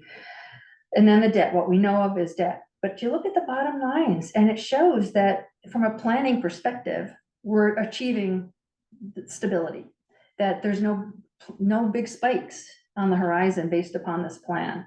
So it's not in the general stable. fund. So, I mean, that's one of the objectives of doing something like this, is so that you pace your funding and your internal capacity to make, so that's one of the entire purposes of this whole thing. So. Okay, I works got a and all. motion and a second. Any more comments? All those in favor, please say aye. Opposed? Same? Okay, Thank you very much. review of meeting minutes. No, Thank you we're not for doing how that. worked. That got changed. Not a- I'm sorry, Sorry. okay. Thank you, Steve. Thank Good you. night, Steve. Oh, yes. It's ours now. Accounts payable warrant and liquor license or tobacco licenses? Any, Michelle's got the folder. Yeah. so yes, There's no liquor license in Yes, there. there is a Is there? liquor Okay. license. Covers, right? I tried to order a Covers, beer there. yeah. They're like, you no, can't. yeah. I reminded him and reminded him, Yeah. he let it expire, so. But they did tell us you can't have a beer, you have to come back next week. Yeah, so I just need a motion that we're beginning, because they're off cycle from the rest of them. so moved. Okay. All right. See it in there. Does he go ahead? I just- Go have a beer. I have to be looking through them, just after I have a question for Jill. Jill, the water inventory, I see Bill was in there. How are we doing with that water inventory? Yeah. She's coming. Oh, she's back. I pushed the wrong thing. I got two more today. Yes. Pretty good. What I'm trying to do right now is clean up the E911 addresses. I'm about halfway through that. I only have till October 16th. So, we've I mean, got. last time I asked, you were about 85 still that haven't answered you. It's Are we only down got, to- I'm only down to 83. One person from sharing with the board and everything else and trying to get more people to respond from all the other activities that we've done. Only one person, but I was doing the water read today and I got 2 on North Street. So I know which Okay. ones are missing. So if I see somebody home and I'm on their property, you can bet I'm asking. But what I found out from other water systems that I'm running, some are being done by other consultants, etc., is that the state is they're just expecting the first draft to be put in by October 16th, and they want it to continue to be made as complete as possible as we continue to move forward. So we'll have opportunities to continue to update the inventory ongoing. It's expected to be updated, kept current anyhow, and our 2 more major projects, which are the rest of the West and the East, are going to give us an opportunity to continue to interact with people. They're going to want to talk to us because we're going to be touching all their water lines.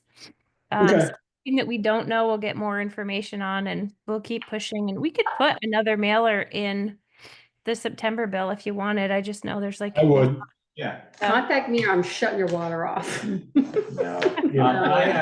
sent me the list, field and the Unfortunate. language, and I haven't reached out to people, so I have about maybe Yeah. 8 people on the list that I'm gonna reach out to, and I just haven't done that yet. I apologize. That'd be like a 10% improvement for me if all 8 Okay. got Okay. back. So that'd be Thank you. awesome. Thank you. So we've approved the warrant and we're signing these. You have a motion and a second to Wait, approve the liquor license. license. Yeah, I didn't, okay, that's, all those in favor? Aye. Opposed?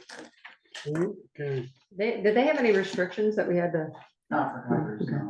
Just not outside, right? You have to stay inside.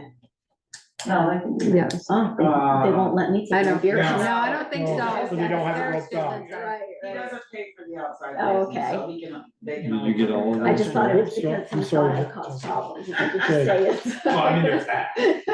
Oh, select board roundtable. Jessica, you first?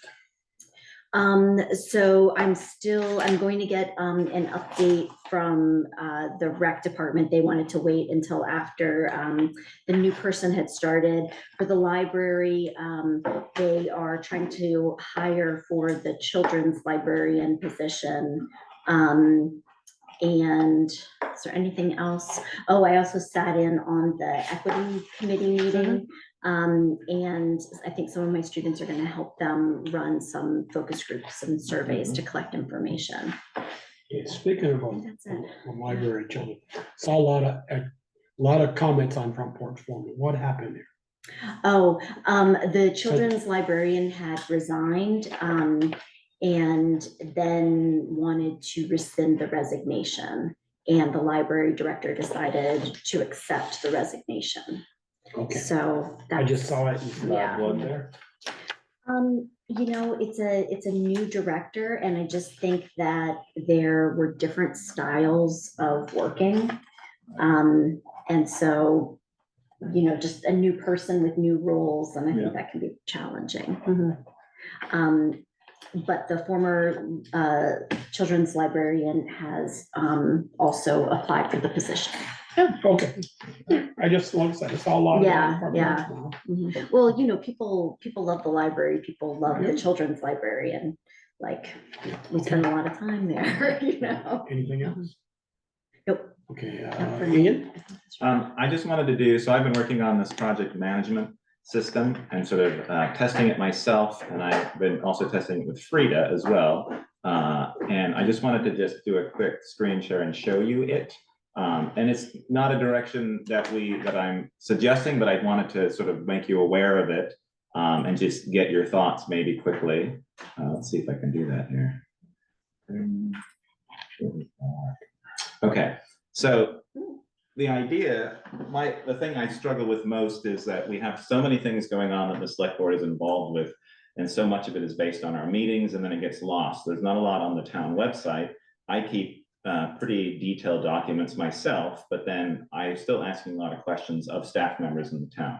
So the idea is to get one central place that we would have that's not on OneDrive, that's not on Dropbox, that's not on the website, where any number of people could access it with their own permissions to be able to see what's going on. So I looked at a number of different project management software. Basecamp has been around for decades. It's very popular. I used it many years ago. It's changed over time, but it's one of the simplest systems. It's not too expensive. It's on a per user basis. You can have users that belong to the organization that pay for it, which would be the town of Bristol. And you can also then add people outside of that you are allowed to be used, like clients that are free to be able to use it. So that saves us some money. So you could set it up where just maybe department heads have a user account, perhaps other members of staff have their own just as a client, or you could have it where board members for, let's say, the Energy Committee or the Planning Commission could have access to it, and they can create files, comment, but they don't necessarily count as a user, and that's something we have to pay for as a town, which is nice. Because Val was working on the capital improvements plan, sorry, that's okay. At the same time, I've sort of based the overall management of it around that. And so sort of looking at it, it's a web app. So you go to a website, use it. You can also have a desktop app. It's on your phone as well. And it's always the same. And essentially you have a main system here, and every one of these is a project. Projects that are grouped together are in stacks. So a lot of these are already stacked into something bigger. The townwide reappraisal, I don't have an area where I'm putting that yet. So I've broken it down based on your capital improvements plan. So the capital road projects, capital sidewalks, Holly Hall, Lawrence Memorial Library, and then by departments, police department, public works. And then within each one of these, there are separate projects. So if we look at the library, these are the projects that are happening at the library. So there's the outdoor program area that we're going to talk about at the next meeting. There's various upgrades to do with the grant that we're still waiting to hear for, the porch replacement. So each one of these could be its own project, and then you can jump into that. And within the project, you have the same layout for every single project that you do. You have a message board, so you can talk about the project back and forth. You could set up to-dos. You can connect documents and files, both shared from OneDrive or Dropbox or Google, or you can upload the files. You can set schedules, you can chat. You can also forward emails to various things, so stuff isn't lost in an email chain. So we would hold all the emails in. Correct.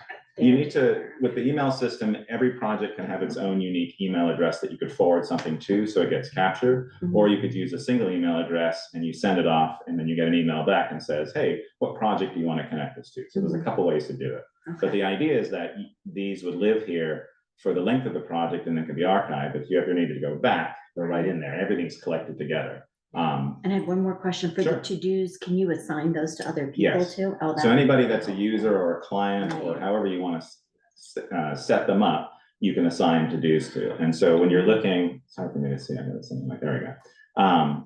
When you're looking at the top here, you've always got your home, which takes you back to the main page, but you have various things here. Hey, sort of the information that's happening. Because I set up a schedule for a select board meeting that's on there, it's going to tell me these are the various things that have happened over time. Just recently, you know, you have your activity, and this is what's happened today. I loaded, Sharon sent the details of the heat pump quote for this, so I added it to the Holly Hall, that project, the Merck Holly Hall HVAC, so that's there.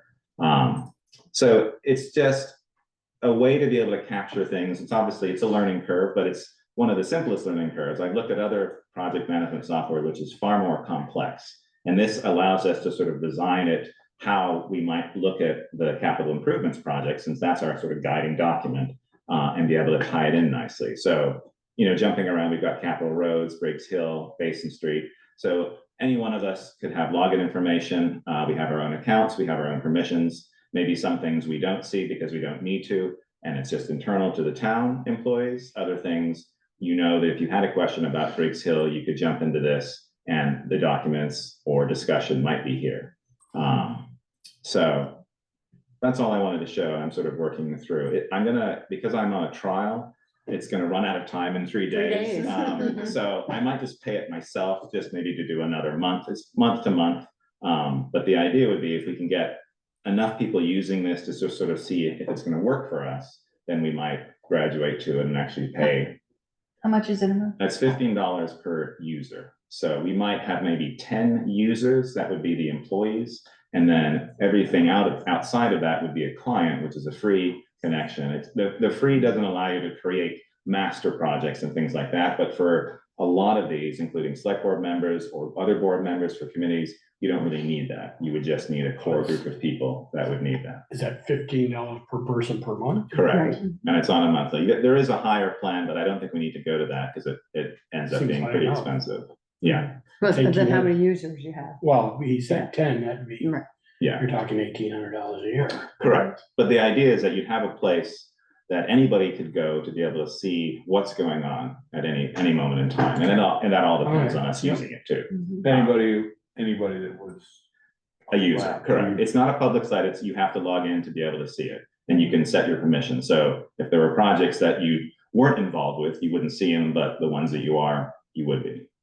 So Holly Hall, we have, various things. And again, it's all connected to that capital improvements project, sort of breaking them down. And I've been the library police department. We've got the building, some upgrades that Bruce was talking about in terms of technology. And then you could even have, since we also deal a lot with personnel, you could have sections within departments about personnel if you wanted to sort of capture information about that. And it's a way to sort of help us remember all these things because we're dealing with so much, both select board members as well as town employees. It seems like it would also be good for grant writing to be able, for Frida to be able to access Yes. these documents. And that's why I shared it with her initially, because she's involved in so many overlapping projects and it's all driven by what she's doing, hopefully to get grant money for these. That's why I invited her, because she's experienced with this and then can sort of give feedback and she picks up things very quickly. Now, is there, right there, I see 11 things. Yeah. There. But if that doubled, yeah, is that more money? No. Okay, it's based on the person Correct. per month, not on how many. Yeah, and I can give a breakdown So-called and I'll dig into that and give a breakdown.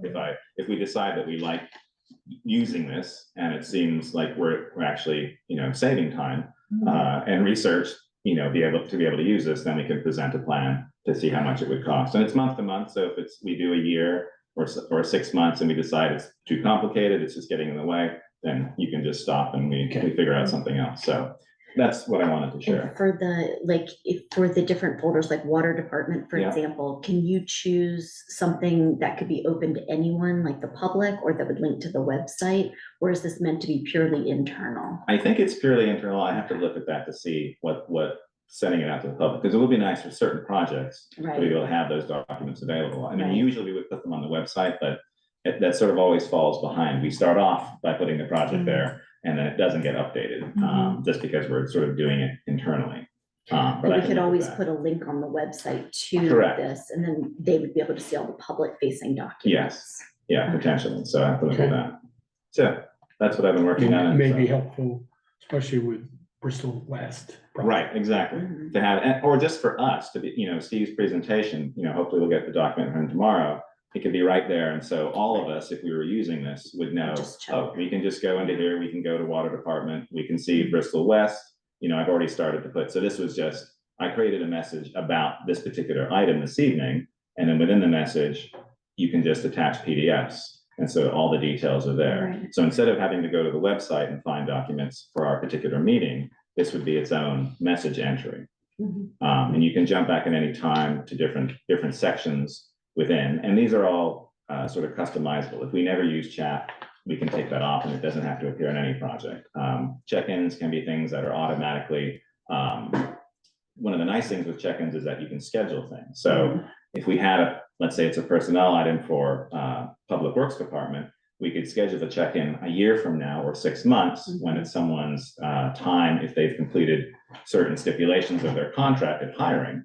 A check-in could be a good thing instead of us saying, what was so-and-so's, what did he have to complete before he got bumped up by a pay scale? That could be in here, in the personnel section of that area. So this is really good for turnover too, to keep everything in one place. Because it keeps everything is within one area. So yeah, I'll keep working on this, and then you might see communication from me to sort of test it out just in different areas and see what people think. And that's all I have. Okay, Michelle? I don't have much. I do want to thank Bruce and his officers, because I know The parking up on Briggs, the beginning of Briggs Hills was a real problem this past weekend. Yeah. So I see. Crazy. I was like, God, people are lazy because there's a parking lot right across the road and they choose to park right in the road. But yeah, I see they put up signs, so I appreciate that. Other than that, Okay, Peter? I can probably make the school board meeting tomorrow night if nobody. That would be helpful, yeah. You We'll can go back to 6 o'clock. 6 o'clock. Yeah, and it's Small gonna- cafeteria or large? No, It's a library. library. Library, okay. Yeah, and it's gonna be the first thing, and there are 3 candidates. Okay. Thank you, that'd be great. Is that it, Peter? I'll let Aaron know you're coming. Okay. Thank you. I have a couple of things. I still see the tree, and I saw 2 people in there this weekend, Barney Cemetery. Tree is still cleaned in there. Like to see that done. How's The the corn's gone around there now too. Yeah, so how's the they- Lincoln Road project coming? Last I heard last week, they had moved on to the lower site and expect to have it completed by the end of the week. Oh, great. Yeah, Great. it's coming along really well. Speaking of your emails, and you brought this up before, Ian, about the board having a personal email versus select board email. Yeah. I got an email from a resident in town on my personal one last week. I sent it off to Addison County Solid Waste Management District. It was about, they knew I was, I guess, the board representative to the solid waste. Didn't know how they knew it. Maybe they looked on the town website. But it was about food scraps now can't be in plastic bags anymore, can't be in liners. And I didn't know that either. I sent it off to Terry and Don and they answered that, so. What about the compostable bags? I mean, I have Foster compostable Brothers- bags. No, so I think they've scrapped those because the but amount of heat that the compost actually requires to break those down. They're not You needed like an breaking down. industrial. Yeah, So you so can have it in that, but then dump it in Then- without the bag. My I office, asked- my office uses them, so I don't know what they're doing. and then I asked a month ago or so, I guess, we got the report on what happened, how it happened. Was he going to a call the police department? We have not been able to connect. Okay. Schedules just haven't aligned. And then my last question is, when, like, if my water meter was replaced, it broke, it doesn't read anymore. Is that a cost again to me or not? Mine doesn't need it, but another customer got billed. And he said, we've had a water meter for years, now we got billed for a new water meter. I don't know who you're talking about. It Well, would have we'll had do to the postage. be, it would have had to be because the customer allowed it to freeze or break. Okay, I will find that out then. Otherwise, it's part of the system to replace the meters. It's the Yep. system meter. They would have Okay. had to either cause it to break or they would have had to like have disassembled and broken it, basically. And I haven't sent any recent bills, so. Okay. All right, that's all I have. then. Oh, and if it's a new customer, that's part of a new customer's cost is the water No, meter. this is a longtime customer. Okay, yep. They asked, why'd they get $1,000 bill? I go, I don't know.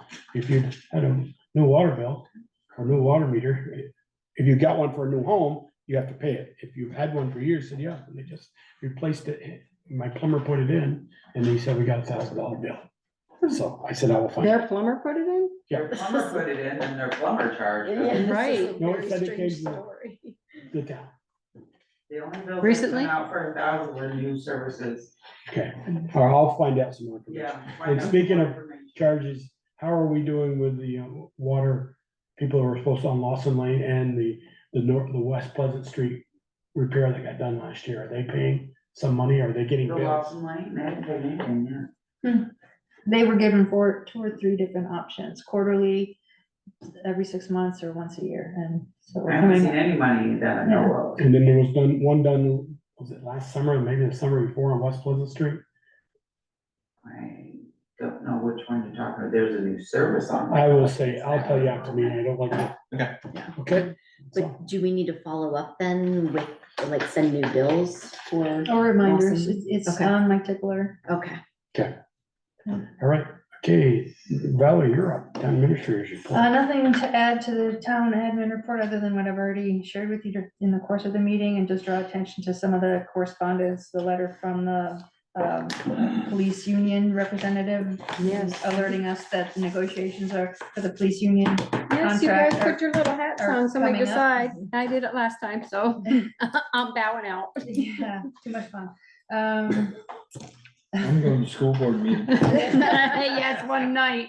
You don't care. You don't get a pass. Coincidentally, last week we received two completely separate communications from citizens concerned about the Varney Cemetery condition and the trees, the condition of the stones and a lot of that. So I was able to let them know that we are aware of it, that we are taking steps to remove the trees and improve the cemetery. And Mark actually took pictures that he sent us. Yeah. Okay. Yeah. Well, Peter sees it every day goes by. You know, and I see it. And that's pretty much it. Okay. Is that it? Other business correspondence reports? She just talked That was about kind of that. an overlap. Oh, I'm sorry. That's I okay. do have one thing is, I asked last meeting to get on the agenda for my water, Oh, and that's all right. But, when my attorney starts sending the deed over, do we send that to Kevin Brown or what?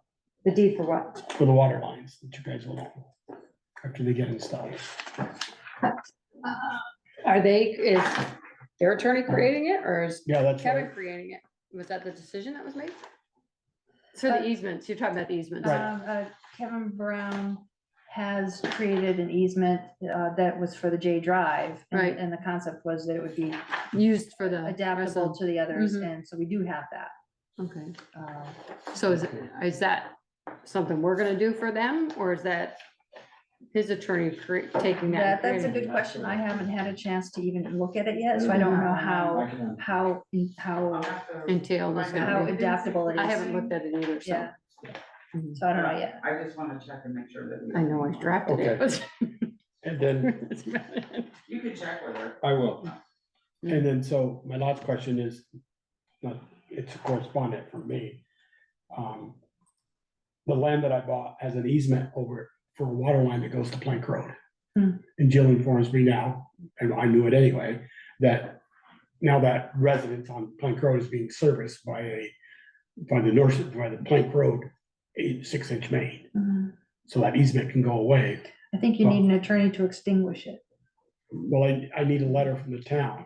I don't think the town's involved. If there's an easement out there, There it is an right actual there. easement, you probably have to do a quick claim deed extinguishing that That's what easement. we have to do with used to have to do with the utility Right. easements, if we gave them up, you have to actually do a document. A quick claim deed Yeah. to relinquish the. Okay, I'll tell my attorney. Yeah. And that's all I have for correspondence. Thank you. I apologize, Joel, about your, That's all right. I didn't, that and a couple other things kind of slipped by.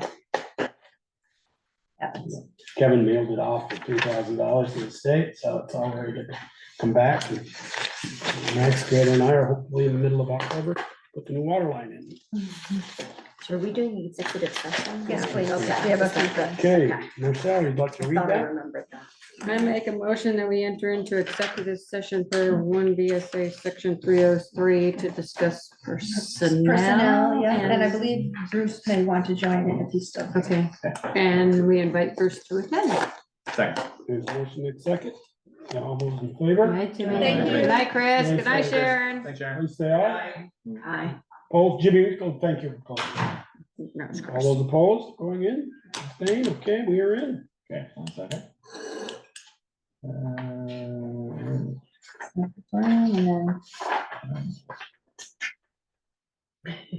Don't report her, right? No, I know.